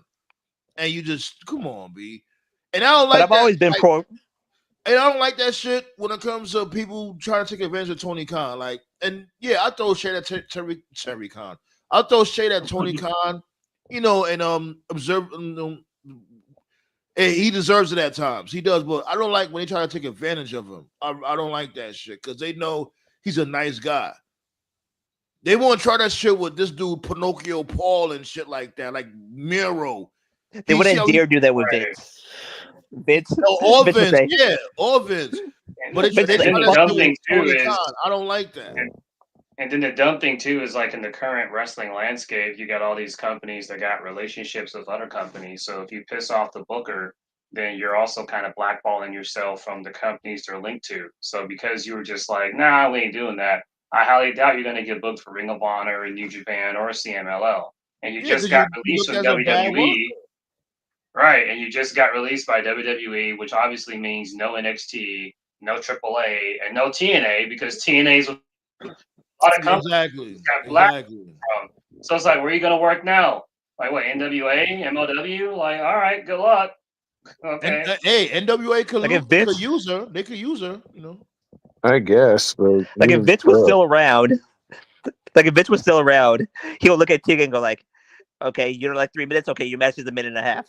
Fuck off. Yeah, and she'd accept it. She'd be Or like, some okay. yeah, like or sometimes she'll just send you home because girl, you're already considered injury prone as it is with multiple ACL injuries. So Who's Zeta Steel? Who's that? Sound like a comic book character. She was from was she she was one from of those girls? WWE ID. She's only Was she 21 one years of old. those She's girls really that talented. they released a lot of people from WWID? So Good. No, like she didn't want to resign. That's the reason why she left. Like, I'm not gonna lie, that's good. Like, when Nick Khan came in and started cleaning house and everybody wanted to have that fake outrage. I'm like, nah, Nick Khan doing the right thing. Like, you have all these dudes sitting there doing nothing. Get rid of them. I say this shit about Tony Khan every single day. My dude, drain the swamp. Get rid of these motherfuckers. There's no reason you got 200 people on your roster. It makes no sense. Like Nick Khan probably looked at Rockstar Spud and like, wait a minute, didn't we cut you already? Which is bullshit. They could have kept Rockstar Spud. Rockstar Spud is actually entertaining. he was never gonna. He his beginning of the end was when they made him the manager of Authors of Pain. Yeah, I didn't get that at all. I'll never forget that shit. I'm like, and then you Rockstar. did, Vince. and then you did a segment with him fucking wetting himself with the Big Show. Like, come on, man. Yep, I remember that shit. I'm like, that was the end. I'm No, like, That was the beginning of the end. That was the end. I'm like, my God, that was terrible for him, and you buried Authors of Pain in the process because they were associated with the shit. Yo, speaking of the Authors of Pain, so I was listening to Inside the Ropes when this dude was on there. What's my dude name again? Damn, his name is Raj Desi now on the Indies. Mhm. I'm mad I forgot his fucking name. Jinder Mahal. Yeah, Jinder, yeah. So Jinder Mahal, he had an idea for this dude Vince. He was like, yo, since the Authors of Pain wasn't doing anything, he wanted them to be in the stable with him and shit. Instead of them being this dude's Veer and Shanky, whatever the fuck these motherfuckers' names was. These dudes. What's the name? The Mahal, the Taj Mahal, the Indoshare. Instead of Indoshare, it was gonna be the Authors of Pain. And he was like, yo, let's have us coming through with 4-wheelers and shit like that. I'm like, yo, that should have actually been something a little different. Yeah, that would have worked. Yeah, had them come to the ring with 4-wheelers and looking like some real terrorist type shit. You feel me? Yeah, I got it. And I'm like, terrorist type shit would have got you canceled immediately. yeah, true, but still, it would have been something, because let's really be real. That's the type of time he was on anyway, with the Maharaja and shit like that. Yeah. The problem with Jinder, man, is that eventually the bell has to ring. That's the problem with Yeah, Jinder. he's He's all aesthetics. That's all he is aesthetics. the dude looks like Nemesis T virus, but he's not. But he's barely decent in And the what ring. got me was the fact that he didn't even try to hide the roid acne. The camera would zoom in on it every Yeah, right. Like they would zoom in on this dude's entire frame. I'm like, yeah, this dude is juiced up like crazy. Remember, he showed up like that in a couple of weeks, like a couple of months. Like 1 minute he was bumming out in the Battle Royal. He was supposed to be Rusev Peoples. Next thing you know, this dude came through looking like Super Shredder. And then he just won the WWE title randomly. That was my problem. That was my problem because the excuse was like, oh, they were doing it because they were catering to the Indian market and they wanted to experiment. Listen, if you want to experiment, give them the U.S. title. Don't give them the world title or the WWE title. Don't do that. When they gave Jinder the WWE title, like that was when truly world titles fell off in modern day WWE. Like I couldn't take it seriously after that shit because he was a jobber. He was a jobber. Yeah, like he I've was. said before. He was on Raw. I remember a lot of wrestling fans don't have long-term memory. I have very good long-term memory. Before he was on SmackDown, he was on Raw doing tune-up matches. I remember he was losing to like Balor, Roman, Rollins. Yeah, that's what I was saying. He was. Remember, yeah. he was Rusev Peoples. You know what I'm saying? Yeah. And he was like his underling, and he kept losing matches. Yeah, he was just losing to like 2-3 minutes and stuff. He was a tune-up guy. He was the guy you had to beat to get to the person that Babyface was actually trying to feud with. Oh, you want a match with Rusev? All right, you got to beat Jinder. Oh, you want a match with Sheamus? All right, you got to beat Jinder. Like, and he was losing in like 2-3 minutes. The next thing you know, he gets drafted to SmackDown. All of a sudden, he wins a battle royal or six-pack challenge, and then all of a sudden he's challenging Randy Orton for the title. It's like at least You all- acknowledge he's a jobber. You all look the same, and 3-man band was the beginning of the end for that fucker. He said that's the reason why Vince rewarded him. Because he did a 3-man band. That's what he said. Okay. Probably that was his humiliation ritual. Yeah, yeah. That's why Kofi won the title. People don't know that about Kofi. That's why Kofi won the title. Vince used to fuck with Kofi when he used to be on the planes. Vince would be bored. Vince is a very strange guy. He'd be bored, and he would just literally pick a fight with a wrestler for no reason. And Yeah, randomly. Kofi. He was trying to double leg you. Yeah. He picked a fight with Kofi, and then Kofi actually fought him back. And Vince was like, "Oh, hot damn, he actually does have a pair." And then he just put him in the fucking, what was it? No, I'm sorry. That happened, and then they were supposed to do a gauntlet match or something. It was meant for Ali, but then Ali got hurt. So then Vince gave it to Kofi. And then Kofi they put him in the chamber. Yeah, that was the chamber. Yeah, it was a chamber. Yeah. But that was how it happened. Like, just weird shit. This was very strange. Like any other job, like, yeah, fighting your boss would get you fired. But no, you fight Vince, you get it pushed. Yeah, like this. He did the same thing with Kurt Angle. Remember, he told Kurt Angle, I bet I could take you down. And Angle's like, yo, chill. Like, you need to relax. Vince was like, oh, really? Vince took off his suit jacket. Like, Vince didn't give a fuck. He was with the shits. I kind of like that about Vince, though. That's like one aspect about Vince I do miss. As crazy as he was, he always said, I will never book you guys to do something I wouldn't do myself. Right. That's true. He would do it. He did everything. He did everything they did. So I'm like, damn, this guy is crazy. Triple H won't do that. Triple H don't got no squabbles. Yeah, for sure. That's because Triple H has heart issues. If you take him down, he dies. Even before that. Even before that, right. He used to fucking Triple H would try to politic when they tried to put the belt on Angle. Triple H was like, I think Kurt's too small. It wouldn't be believable. And then when he wrestled Kurt Angle himself, his attitude changed. Saying Kurt Angle was too small, pause, is wild. That dude was a beast. Angle ain't never looked too small, pause. And plus, there were motherfuckers that was shorter than him at that time. Yeah, Benoit. Right. Benoit was shorter. Jericho was shorter than him. The fucking light heavyweights. Come on now. Let's not do it. And when he wrestled you one-on-one, he damn near outshined you. I never understood why Benoit was never in the cruiserweight division in WCW. Because he was bulky. Maverick, wasn't he a cruiserweight champion at once? No, he never was. Nah. He was a pretty muscular dude though in WCW. He was bulky as fuck. But wasn't cruiserweight in WCW like 225? They were big shit. It was 215. Nah. That was the cutoff, 215. 215. Yeah. Yeah. So Tyler said, "Hey Sam, look, go ahead." I don't got what's that? Fight Network, Fight TV. I don't got that. I should get it. I keep saying I'm gonna get it, but I never do. But I do want to get that shit because I do want to check out Hog sometimes. They do got good crowds. It's very, very busy. They do good business. Yeah. Yeah, House of Glory shows be dopes. I ain't gonna lie. I've been to a few of them. I haven't been to one in a while, but I gotta go back. Spud was the first guy that I ever seen that cried on social media and got his job back. Right. Yeah, that actually got over.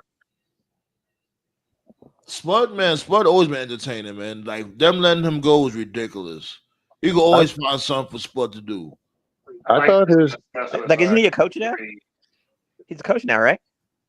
Is he? I don't know. I think so. I haven't heard anything about him being a coach. I don't know what he's doing now. I liked his stuff with EC3 and TNA. That was his best work, in my opinion. Yeah, that was funny. Yeah, just about everything he did was entertaining. Yeah, his stuff on TNA was dope. The EC3 Borash actually helped him a lot with that game. I believe. Let me look. I believe it. Now. Yeah. Yeah, what is he doing? I love this work on TNA from being a heel to getting over as a babyface with EC3, his X Division title run. Like, According to his Wikipedia, he's working backstage for creative in WWE. Okay. Okay.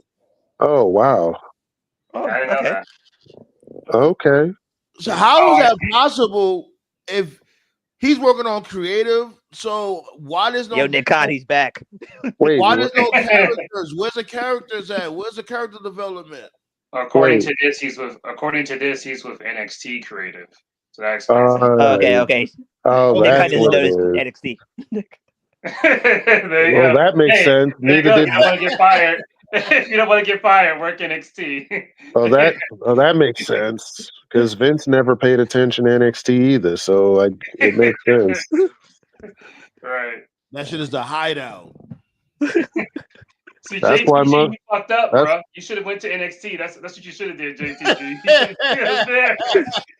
that's and that's why motherfuckers don't want to leave NXT because they know the truth.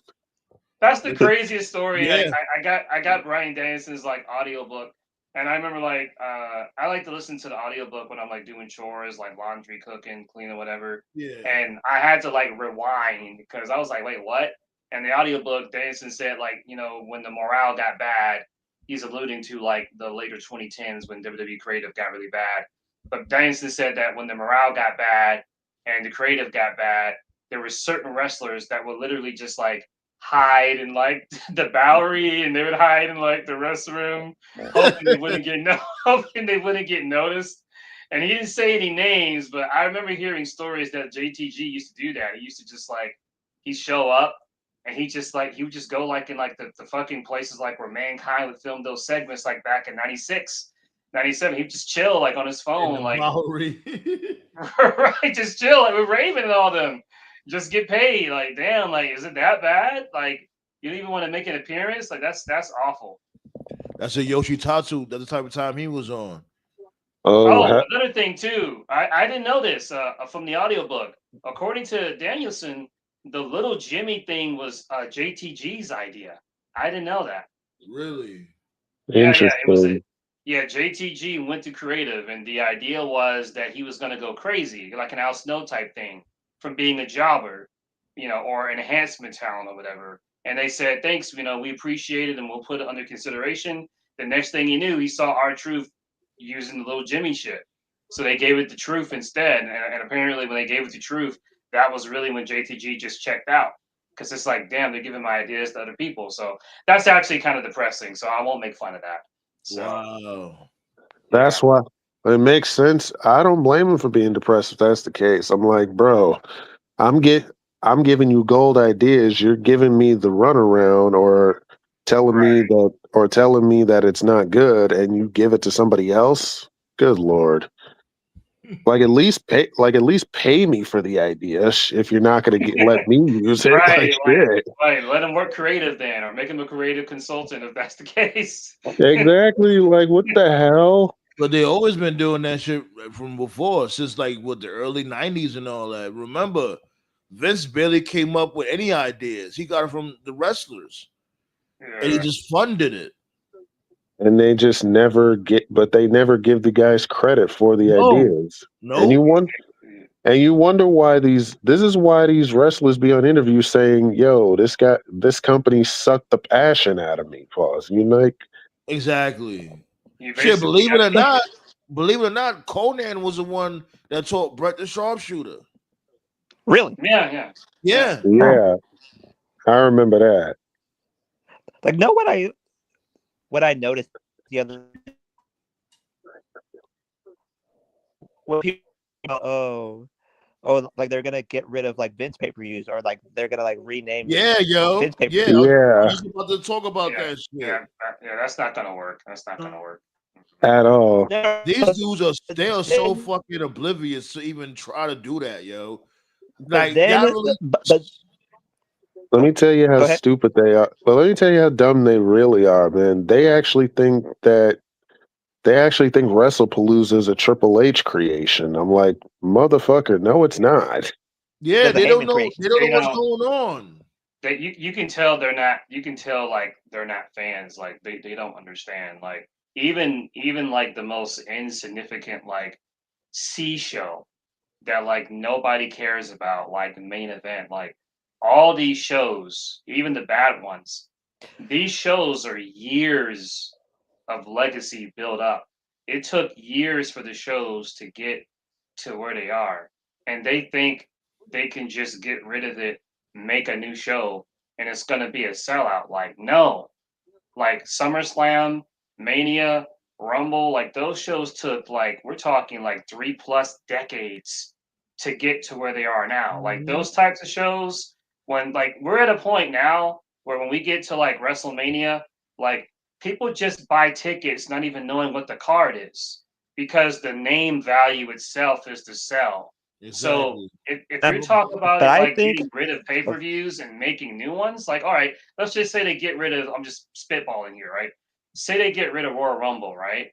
And then they replace it with right. something called Wrestle Challenge, right? Well, the average viewer is going to be like, Wrestle Challenge, the fuck is that? What the fuck is that? What's the wrestle? Like, what does that mean? Like, what you know what I mean? Like, it takes years to build that shit up, and they think that they can just make a new shit, and people are just gonna flock to it. Like, nah, man, it took years to get to that point. Like, they're gonna find out if they do that shit.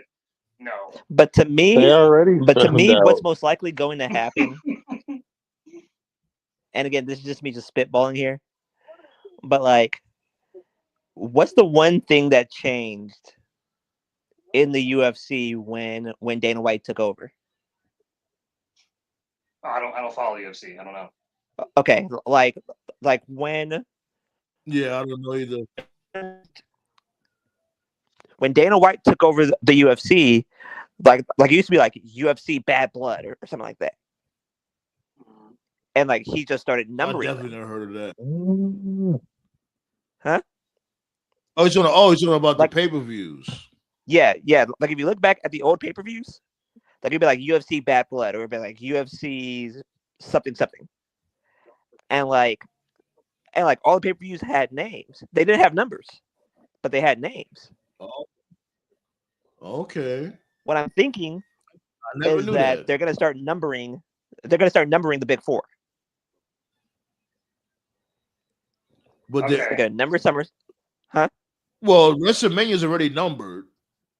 Yeah. Like Mania's already numbered, but like SummerSlam's gonna get numbered. Royal Rumble's gonna get numbered. Survivor Series is gonna get numbered. So if that's the case, they might as well start from what? SummerSlam 21, some shit like that. They could be like 39 or 40 or something like that.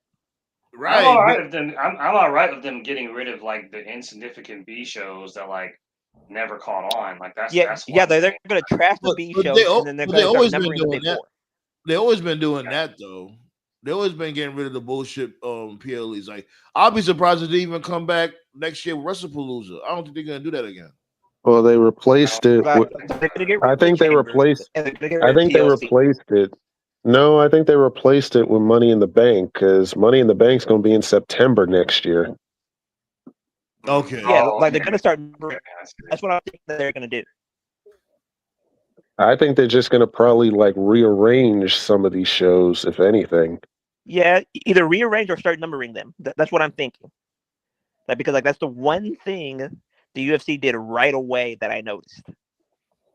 Yeah, apparently Vince was against that. He thought it made it sound old, which is stupid. That's interesting though. I didn't know that shit. Like yeah, like Well, then by Like, that look logic, you back- should stop numbering Mania. Then by that logic, Well, he did. He did Like, stop look- numbering Mania. The last numbered Mania was Mania 30, and then from 31 and onwards, if you go back and look at the just go on Google, right? Google the WrestleMania images. From Mania 31 and onwards, he just called them WrestleMania. But we, the fans, we still number them, because we're fans. Right. it didn't matter. They Like, still kept. We still kept and like numbering. yeah, and like notice now that the numbers are back on. Yeah, they're back on now. Yeah. Yeah, they're back on. So they're gonna start numbering these pay-per-views. I guarantee you that's what's gonna happen. Got my dude Yeah. coked out short in the building. Getting ready to take Hunter's job soon. Somebody need to take that The shit. heartbreak kid. Yeah, see this motherfucker in the middle of the ring. Like you saw off the show, you saw the Monday Night Raw with this dude in the middle of the ring. Like, yo, my dude, we're not in where's he from? Greenwich, Connecticut. All We this was video. in Boston. I thought it was the Authority era. I thought we were back in the Authority era for a second. He just can't help himself, man. He's like I told man, he's Paul Diddy Combs, man. Diddy Levesque. I thought we were back. I thought we were back in the Authority era for a second. You know how terrible that era was. And he just started rambling about just nonsense. Like, oh, everybody got their own opinion about this wrestling business, but I got my own ideas of different. I'm like, what are you talking about? This has nothing to do with John Cena.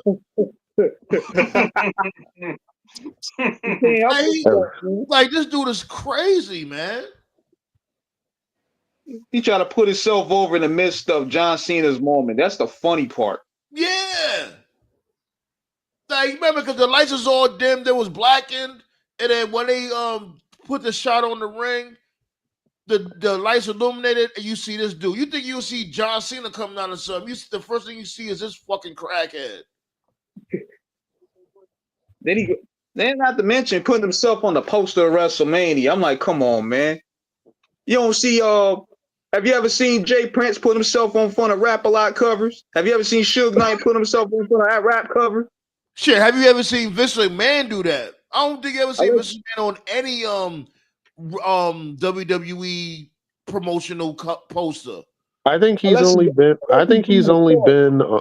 He's actually only been on one, to my knowledge, to only one WWE poster, but that was back in 2001.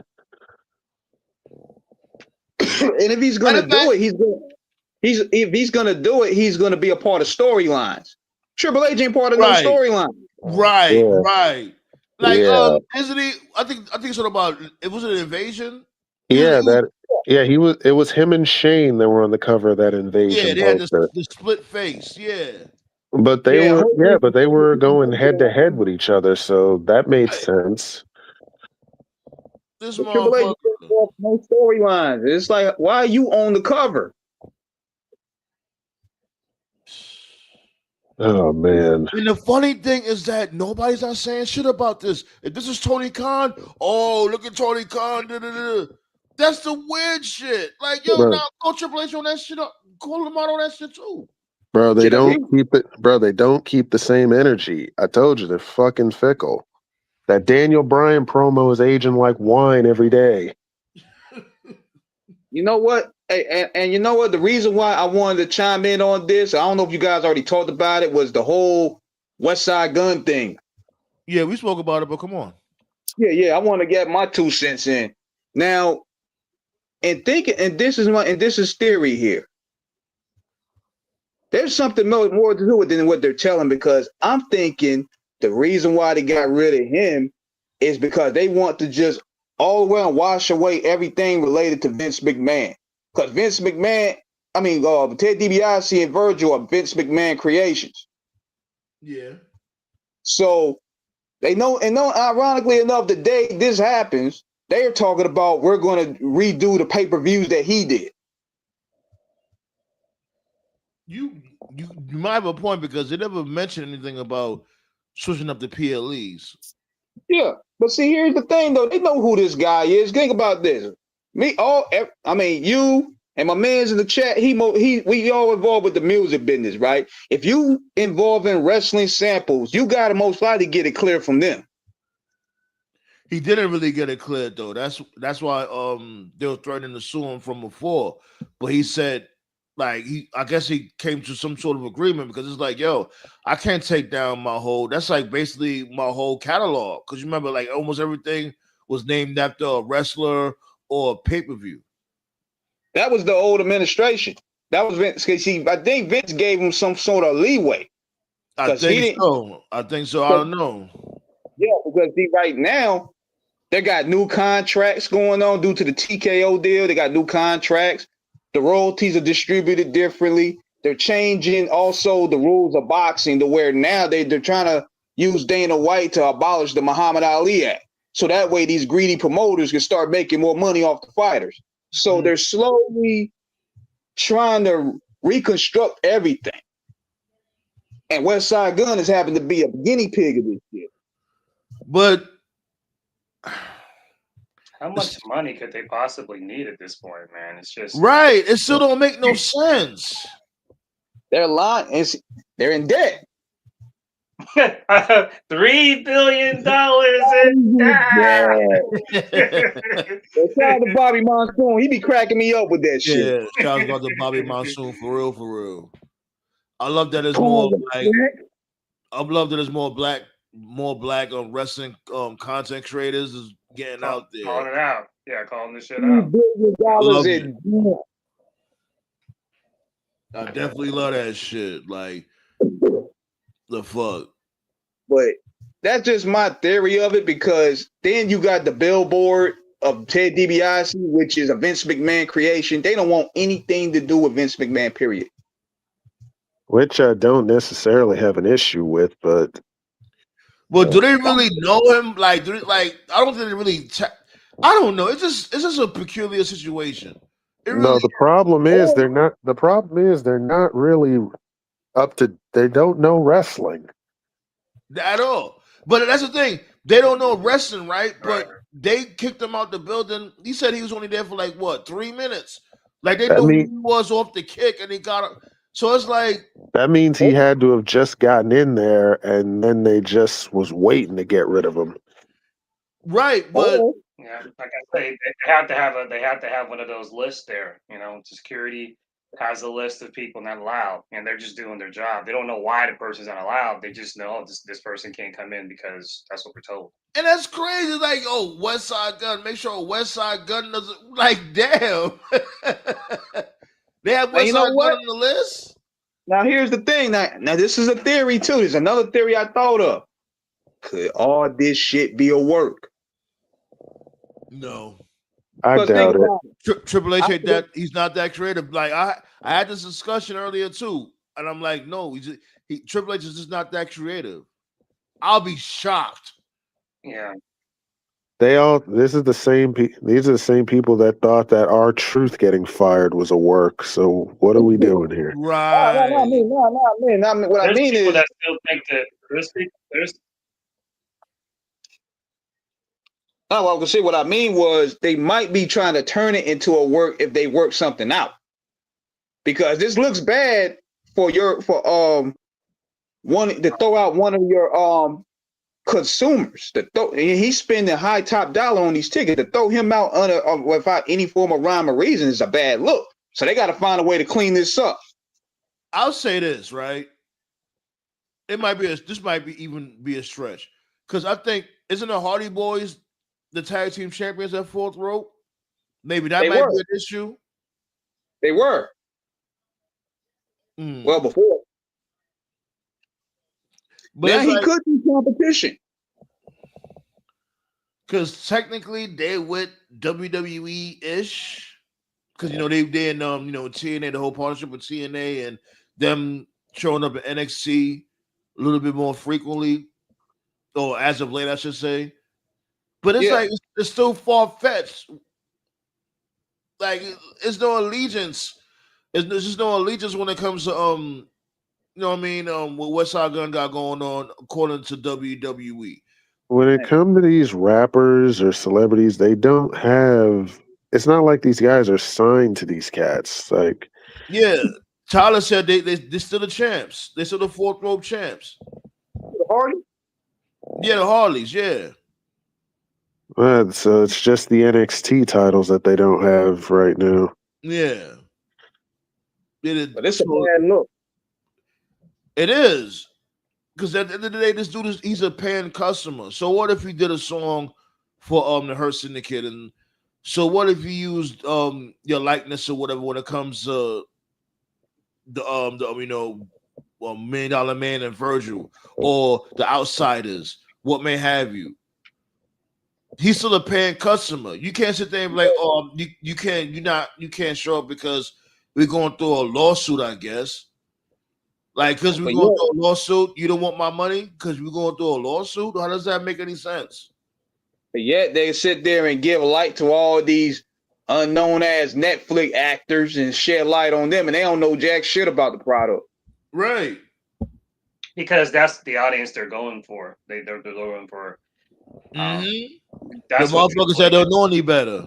Right. That's what Triple H's true end game is. Like I see through his thing, and it's like because for a long time, you gotta understand, wrestling was viewed. It was looked down on. You know, oh, that wrestling thing, like, gross. Like, no, like I get what he's trying to do. He's trying to appeal to like the casuals of casuals. You know, we're talking like, and this will never happen. Like, it's a dream. It's a pipe dream. Like, not even Martin Luther King would have dreamed this shit. He wants to have like WrestleMania like on NBC itself, where there's more people watching that than the Super Bowl. Like that's where he really wants to go, and it's like no, wrestling's too niche. Like That ship sailed years ago. Right. Like I don't even follow sports like that, and even I know football is the biggest thing in America. Like WrestleMania, even if it was on regular cable television, would never get that type of viewership. But that's what these TKO people want. You know, they want to cater to the casuals, like, you know. But yeah. Y'all losing y'all own identity in the process. Like, y'all want to keep telling people you're not a wrestling company or a sports entertainment company, but I'm like, that's what's hurting y'all at the same time. And that's the thing too, because it's like y'all definitely not entertaining. So it's like, what are y'all just WW? That's it. Not And WWE, y'all WW. Like you piss and you're chasing away all your casual fans. Like, that's the crazy thing. Like, that's what they want to do. They don't. They hate motherfuckers like us. Like, especially if you was watching in the '80s, they hate fans like that. To me, when they really started chasing when they started chasing away their casual fans was Mania 30. Ever since then, they lost a good chunk of their casuals. Right, ballet WW. That's it. Because that should damn sure ain't no damn entertainment. I think probably in a more serious note, the exact moment where I like the exact moment when I could like see on television that the WWE that we knew was changing. I think you had joked about it, saying, man, a couple of years ago when Ray had that match of Dom. Remember when Dom had the prison entrance? Hell yeah. Yeah, and you liked it, like it was a good presentation. So Yep. that was a blood feud. That was a father-son blood feud. That should have been personal. And then Dom comes to the ring. He's got this badass entrance. He's got the mask and stuff. And then, like, right before the match starts, it's like, this match is brought to you by Cinnamon Toast Crunch. And they had, like, Yeah. and it was like, they had like the Cinnamon was Toast it- Crunch like on the barricade. And I'm like, what the fuck? Like, really? We're promoting Cinnamon Toast Crunch like now? Like right before a blood feud between the Threw the whole like, flow off. Of all the but was ads to promote though, Cinnamon Toast Crunch. Why the fuck would you promote a breakfast cereal? But hold on, but wasn't I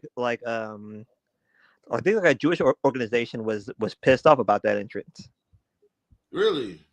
Yeah, because What? like I think like one of the pictures was a picture of a Auschwitz. A who? Auschwitz or I don't know. Auschwitz. What's that? What is that? I don't know what that is. It's a gas chamber from the Holocaust. Oh, okay. Oh, you mean like when they showed that video package of Dom in the prison? Yeah. oh, okay. I don't think they showed a gas chamber in that Oh, video. they really didn't. They No, showed like it them. was like the outside of the place. They showed them getting in the paddy wagon. I remember that when they showed them getting in the paddy wagon. That I don't give a fuck. That shit was lit. No, like it was a good entrance, but again, like you can't do that. It's always something that they crying about. Like, who? Like, yo, it's just a fucking television show. Relax. Don't get so bitch made, man.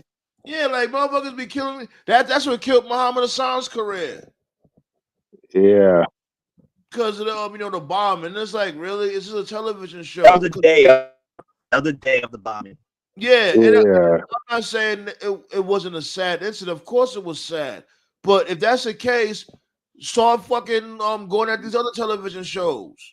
What always makes me mad about Hassan, and I'm happy that the Dark Side of the Ring episode covered that, was they knew about, because that episode was taped, so they knew about it, about the bombing, so they could have easily edited it out or retaped it, or there's any number of things they could have done, but they went ahead and aired it anyway. And then Hassan got like fucking buried for it. Like that wasn't his fault. That was the person who fucking approved its fault. I think he even warned Stephanie. To tell you the truth, I don't think WWE thought they was gonna make it a big deal. I ain't gonna lie. That's what I think. I'm not saying that's what they thought. I'm saying that's what I thought they thought was gonna do. No, but Vince basically said, "Fuck your feelings." Yeah. Vince be on that type of time too. But that's what I think. They wasn't gonna take it that serious because it's a television show. Be like, come on. Yeah, they didn't think it was gonna be that serious then. But then next thing you know, that it started lighting up a shit storm of controversy. And it was controversy they really didn't even need already, because didn't this happen before or after the Benoit shit? It was after. It was after. Post Benoit. Wait, if it was Muhammad Hassan, then because his career was over. Yeah, no, that was before Benoit. No, it was definitely before, because Hassan's career was over in 2005. Benoit died in 2007. That's crazy. So Hassan wasn't even on TV long. I think his whole run was like, I want to say 7 months, which is crazy. Yeah, it was from January to like late July. So yeah. Right. That would have never impact he had. He had a hell of an impact. Right. You can go on YouTube and just find. Yeah, you can go on YouTube and just find like random. You can find like random Hassan promos and segments on YouTube to this day that have like millions of views, like 3, 4, 5 million views. Like you would think like this dude had like a legendary run, but he was only in the company for like 7 months. That's crazy. They didn't have motherfuckers like Hassan Piper going like, "Oh, he was a face, huh? Like he was really a face." We're like, wait, what? He was. He was saying a lot. He was saying a lot of offensive shit too in his promos. So I'm like, also, real G shit. Really think of it. Muhammad Hassan was a face. The shit that he was saying was true. It was all true. Yeah. I knew a dude. I'll never forget this. I don't want to sound culturally ignorant. Does anyone know the name of those things that the people from that culture they put on their head? You know, with the little turban. Does anyone know like the official name? Job? Yeah, their job. Yeah, their job. Yeah. I knew a dude at my school. We had a game room. Used to go in there and play pool. He had a hijab on him. This was like, I want to say like maybe 2 years after 9/11. So it was like 2003. And he was a cool ass dude. Like, I used to watch wrestling with him. We used to talk wrestling. We used to talk like, video games like Soul Calibur, Marvel vs. Capcom, stuff like that. Like, he was a cool ass dude. His name was Mark. But, he wasn't from here. He was born elsewhere. But anyway, he got so many dirty looks at school just because he had one of the, the hijab on him, because it's like 2003, so people were afraid to talk to him. He used to sit at the table like by himself, like he wasn't bullied or anything, but he just got dirty looks, you know what I mean? Like no one talked to him and shit. So that promo, like I remember Hassan said something about like how he used to get dirty looks like at the airport, and people used to like would sit away from him just because he was, because back then they still kept kayfabe, right? So he had to still act like he was, it's like I got that, like I got that, like so people really were treated like pretty bad back then. There was a lot of I don't know what the technical term of it is, but anti-Semitic, I guess, but yeah. That's what the Jews. Okay, not the Jews then, but yeah. Like they get anti. But I get, but we definitely get it. It's crazy though. Well, hold on. Let's because it's starting to get a little late. let's get to that blood and guts card, and we all gonna be here for that. Make sure y'all mark on your calendars and all that. Put your reminders in your phones. We're gonna be live tomorrow for blood and guts. B, come on with it, TKO. Yeah, TKO, give us the card. Well, I'm tell you this about this event here. I'm gonna keep it 100. Somebody gotta die for this to be entertaining. Everybody always motherfuckers stay dying in blood and guts. That ain't nothing new. Right, it was the pause. It was the pause when you said, "Let me tell you something." Had to hit him with the way Biggie's told him, like, somebody got to die. If I go, you got to go. I mean, let the gunshots blow. See, that's what they need to be playing sometimes with these wrestling shows, man. Like, play some old school hip hop here and there, man. Like, hey, you know what? Check this out, Sam, man. Check this out, bro. You know, I did that. I used that for the Hell in the Cell, right? You know, I used the vision for the Hell in the Cell. I used that song when Foley got thrown off the cage, and I put somebody got to die in the background. I'm telling you, that shit works, man. That shit did like a we got Megan Thee Stallion, the SmackDown, Megan Thee Stallion doing SmackDown's entrance, not entrance. And Travis Scott. No one listen to that shit. Yeah, like, come on. Yeah, dude. Hold on, y'all. Hold on. You got the card, TKO? Yeah, it's only 3 matches they got up. But then again, these blood and gut matches are gonna take some time. Yeah, so blood and gut's gonna be like an hour. They're an hour apiece. That's gonna be an hour. So it's like, so it's 2 blood and guts matches, the men and the women, and it's a false count anywhere match. Hangman versus Hobbs. That's gonna be fun. Okay. It's gonna be a fun night tomorrow. Jump into false count anywhere. Yeah. Nah, it was. That's what they said. It was advertised as falls count anywhere because Hobbs did that table spot last week. Right. Off the table spot? You doing false count anywhere off the table spot? It was a table spot off the stage. So nobody died. It was just went through a table. What you mean nobody died? What you mean nobody died? He killed Hanger. No. Like, you know what I mean, right? Like, nobody was out for a serious long time. The only criticism I had about the finish was when it was over, I'm like, hey, that's cool and all, but you kind of made Joe look like shit. I don't care about Joe Hangman. I want to see Hobbs and Hangman. TK's like, okay, we'll give it to you for TV. Like, no, for a title, a pay-per-view. This is a regular match. But you don't think that's not a major leap, though? Like they're feud. If they're feuding, their feud just started. Shouldn't that be a feud ender? Well, he's feuding with the Ops though, Hangman. Yeah. Okay. Yeah. Okay. That makes sense. Hobbs is with the Ops, remember? So that makes sense. It's still all part of the the rivalry. Yeah. So I'm guessing they'll do the women's blood and guts, and then Hangman Hobbs, and then the men's blood and guts. I'm guessing that's the one. Yeah, more or less. So who's in the women's blood and guts? We got the Triangle of Madness.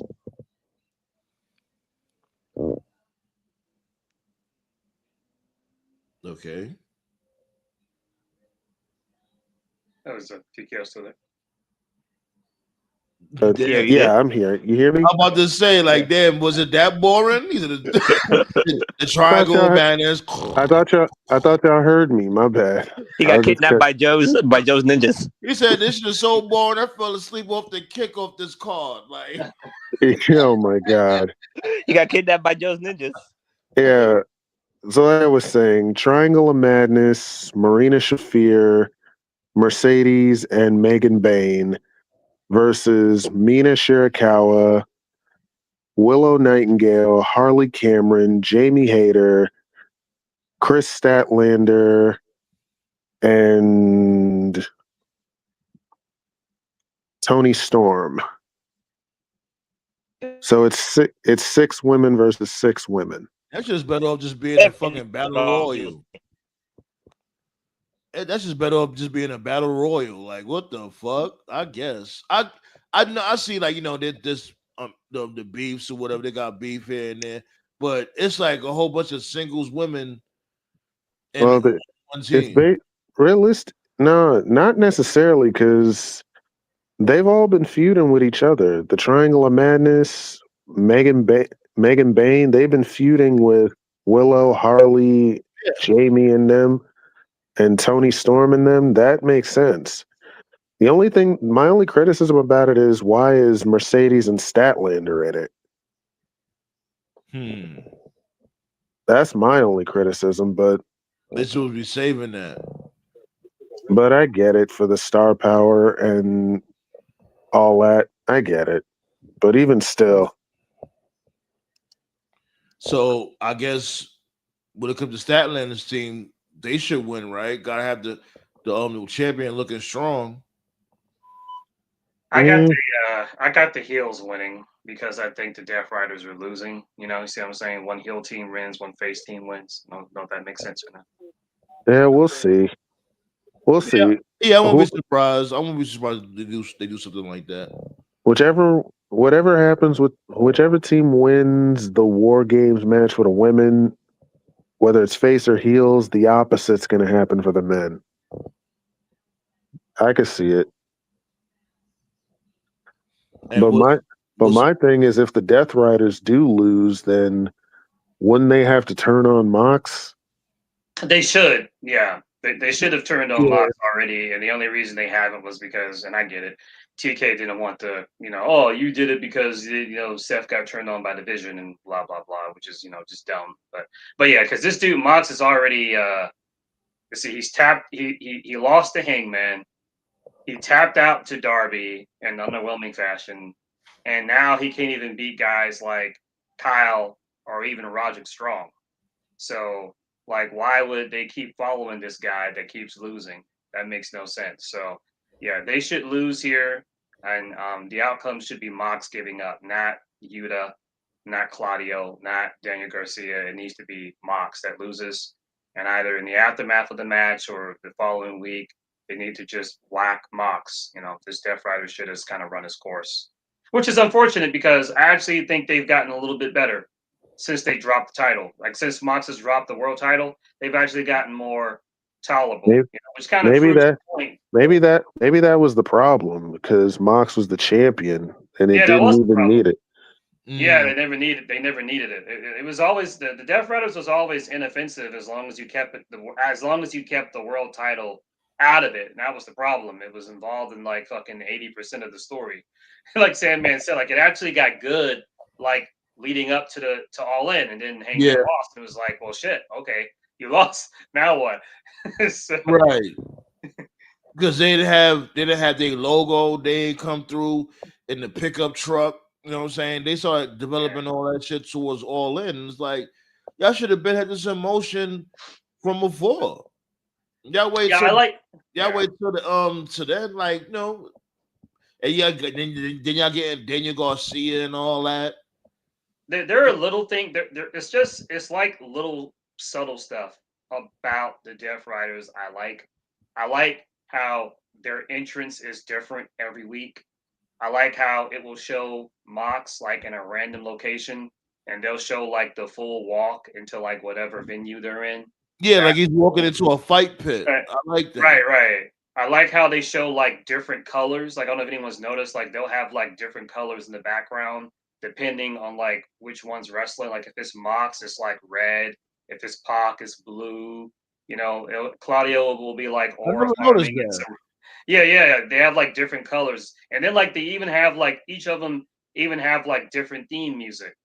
Like there's Box's initial Death Rider theme, but like Claudio's theme, Pac's theme, like they're all different. So I really do like the group. I do. It's just unfortunately that title run just put so much stink on it that so many people are like, they're just over it. Like they're just like, can we move on to the next shit? So I get it.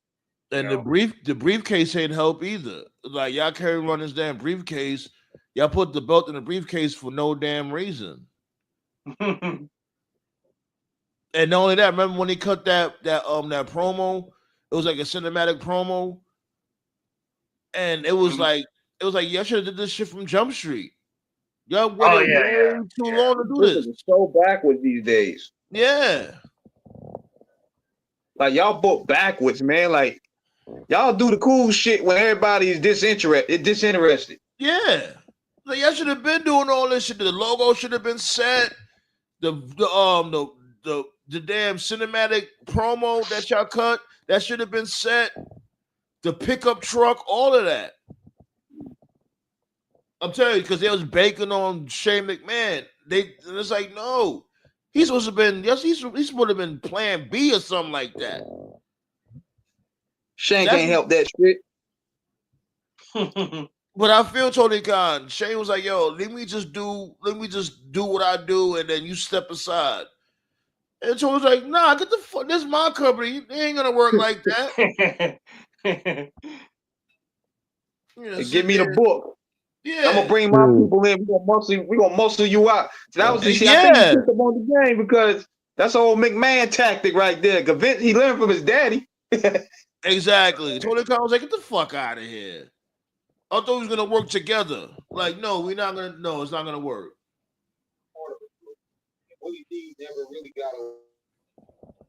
But yeah, B, tomorrow should be fun, man. I ain't gonna lie. Can't wait for that. What's that? 7:00 my time? It comes on at what? 8:00 Eastern? Yeah, I think they said they already confirmed the episode will be 2 hours and I think 30 minutes. Yeah. Oh, yeah, so it's going overtime. Yeah, so it makes sense that it's just 3 matches. Yeah. I really do think that Blood and Guts should be a pay-per-view. I think it'd be better, but I get it. They wanna have like a big number, whatever that means nowadays. So this shit gotta make the news though. Somebody gotta get blown up. Charles, the Death Riders are better than the Division. How the Death Riders are better than the Division? The Division is terrible. Oh yeah. Division is just the thing about Division is from the very beginning, like from Jump Street, Division's proof you can have a group full of star power, but if there's no chemistry, the shit's not gonna work. Seth had no chemistry with Heyman. Heyman had no chemistry with Seth. Heyman added absolutely like nothing to the group. It made no sense for a guy like Braun Breaker, who was on the rise, to just suddenly be a henchman for no reason. And then Bronson Reed was just there because he fucking killed Seth by himself like 3 times. Now all of a sudden he's like working for Seth, but they're not really explaining why. Like the whole Division was just, of course. No, they explained why. He did it. He actually did have an explanation. Seth was like, "Oh, he packed me up, so why wouldn't I put him on my team?" I'm like, "Oh, so you really?" I'm like, that is. Oh God. So you want Division was, of course. Division was a course correction because they stunk up the bed at fucking Mania, and they just were like, "Okay, what can we do to get people talking?" And that was what they did. They didn't think it through. So, and Seth, and then lastly, Seth. Like we cooked on Seth several times. Like, I'm sorry, Seth is just not that guy. He is not, or to put it simply, Seth is not the main character. He's not. He's a supporting character, and it is what it is. Basically. So, sorry he's hurt though. I would never wish injury on anybody. Hope he gets better. Of course. He's stupid enough to get hurt like that in the first place. Like, why are you doing that shit for a belt nobody care for? At least do that shit for the wing belt. Bro, I'm like, bro, you did a move that you never do in your life. All right. What's that dude's name? You mentioned it sometimes, Sandman. The Dietrich Davis dude, that guy. Yeah. I got a little. Here go. New Wrestling World Order. Right. Yeah, he mentioned something. I do agree with him. He did say every time they give Seth the keys, he gets hurt. And that's true. That's true. Every time he has been the center point of the company, he does get hurt. So what does that tell you? Maybe the pressure isn't for him. That's crazy. I never noticed that. Yeah. Damn, homie. Man. But shouts go out to New Wrestling World Order. Shouts go out to all of them. I love seeing the black content creators. They really just came out of nowhere though, to me. I don't know if They just came out of nowhere. They just skyrocketed, doing their damn thing. C-Jacks, all of them. Shouts go out to all those dudes, B. They killing it right now. Yo, you know what's funny was this though. I think when me and Dedrick Davis went at it, he didn't know who I was. Oh, okay. He didn't know who I was at first. That was funny. You say, I'm agreeing with you, you idiot. Like, what? He didn't, yeah. Because then he knew who I was when I chimed in again. He was like, "Oh, I know who you are," because he checked some of my shit. Yeah. Right. So we squashed it right there. Right. But see, when I'm using two different channels and stuff like that, people don't know who I am. Nah, he definitely a cool dude and shit. But yeah, he knew who I was. So it was cool and everything, and that was a misunderstanding.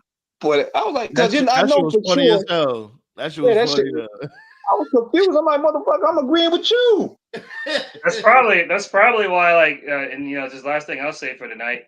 That's probably why, like, they're just hesitant to, call up these dudes like Obafemi and Trick Williams because, whether or not Triple H wants to admit it or not, either he's paying attention, which I think he is, or he's got people working for him. They're aware of the rising popularity of Black content creators in the wrestling landscape. So they're getting nervous. It's like, fuck, like we can't fuck these dudes up. So it's like, all right, we'll just keep them for NXT for right now.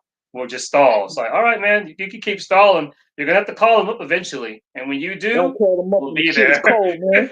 And the black women too. Let's not forget about the black ladies, man. They doing their damn thing too. Be like, that's what I'm talking about. It needs more voices like us to let these dudes know, like, yo, what is y'all doing, B? Where is the black talent on these shows? Where are they? He gonna try to call the motherfuckers up when it's real cold. When the business ain't booming, he gonna call them up after Mania and shit. Yeah, probably at Backlash or something. Exactly. That's when he's gonna be like, "Oh, see, I gave y'all a chance. Look what happened." Like, motherfucker, you give it a chance when the shit's halfway dead. That's what he did to Melo. They waited right good to Melo after WrestleMania. Okay, we're gonna give Melo a shot. Like, motherfucker, after Mania, like shit is dead now. Don't forget, they put Melo like in an impossible spot because his first match was against Cody, who's the champion. Why would you have your first match against the top guy in your company? Like, what? No, that dude is invincible. They gonna do the same thing to Javon Evans, man. They gonna have him fighting Gunther. Yeah, they do him against Gunther. I'm like, why is nobody calling us out? They just straight up played my dude. Split. And here's the way they're gonna do. This is how they rationalize. This is what some of these goofy members WWE stand be saying. Well, he gets to show out against a big audience. Man, if he get jobbed out, he ain't gonna have no worth. Right. That's right, ballet goofies. Like, I'm like, yo, why they do Javon Evans like that? Y'all not shit, yo. You're just straight up throwing lions. He gonna get choked out in 5 minutes, dog. Less than that. He gonna watch what I say. That match is not gonna go no longer than 3 minutes, tops. They told man, Javon got it. I'm like, man, look, that's one of Triple H's golden boys, man. He ain't winning. Fuck out of here. Like, these motherfuckers are not low. Oh man. Hey, people didn't think we gonna catch that though. I'm like, oh yeah, we're gonna give him a shot on Monday Night Raw on Madison Square Garden. Nah, man, why you gonna put him against him? We know what the outcome gonna be. Egregious. Who y'all think is gonna be this dude? Who y'all think is gonna be this dude, LA Knight's mystery opponent? I'm guessing Joe Hendry. Joe Hendry. Oh, I thought you said a Velveteen Dream. That would be a great callback though, because at one point, which is really fucking depressing in hindsight, Cena actually referred to Velveteen as the one. Like, wow, can you talk about a high compliment, man? You fucked that up, Charles. You mean Clark? I bet you called him Charles. I don't know that, Clark. What y'all think? TKO coked out. Who you think is gonna be this dude, LA Knight's mystery opponent? You know what would be a wild card? If it would be Edge. That ain't happening. They ain't have it. I'm just saying that's the wild card. Yeah. Now, if these motherfuckers is cool like that, you know, Tony Khan and this dude Triple H, who knows? Yeah. A one night only type scenario. I saw some people were trying to like they were trying to like fantasy book like a one-off arrangement, like Tanahashi is getting ready to retire. So they confirmed his last opponent was going to be Okada. It's like, okay, makes sense. But there were reports going around that Nakamura wanted to do it, you know, because Nakamura goes back to New Japan. Him and Tanahashi are tight. But that would have been a little complicated because Nakamura is a WWE guy, New Japan show, just got AEW talent. Is that going to work? So then some fans were saying, how about this? What if WWE and AEW work something out where Nakamura can work the New Japan show, but in return, Edge can work a WWE show, like a give and take kind of thing? And I'm like, yeah, that would have been a good idea, but that would require TK and Triple H actually like being mature, responsible adults and actually shaking hands, which is never going to fucking happen. So yeah, the egos is out of the egos is just so out of control, B. And they both the same book, man.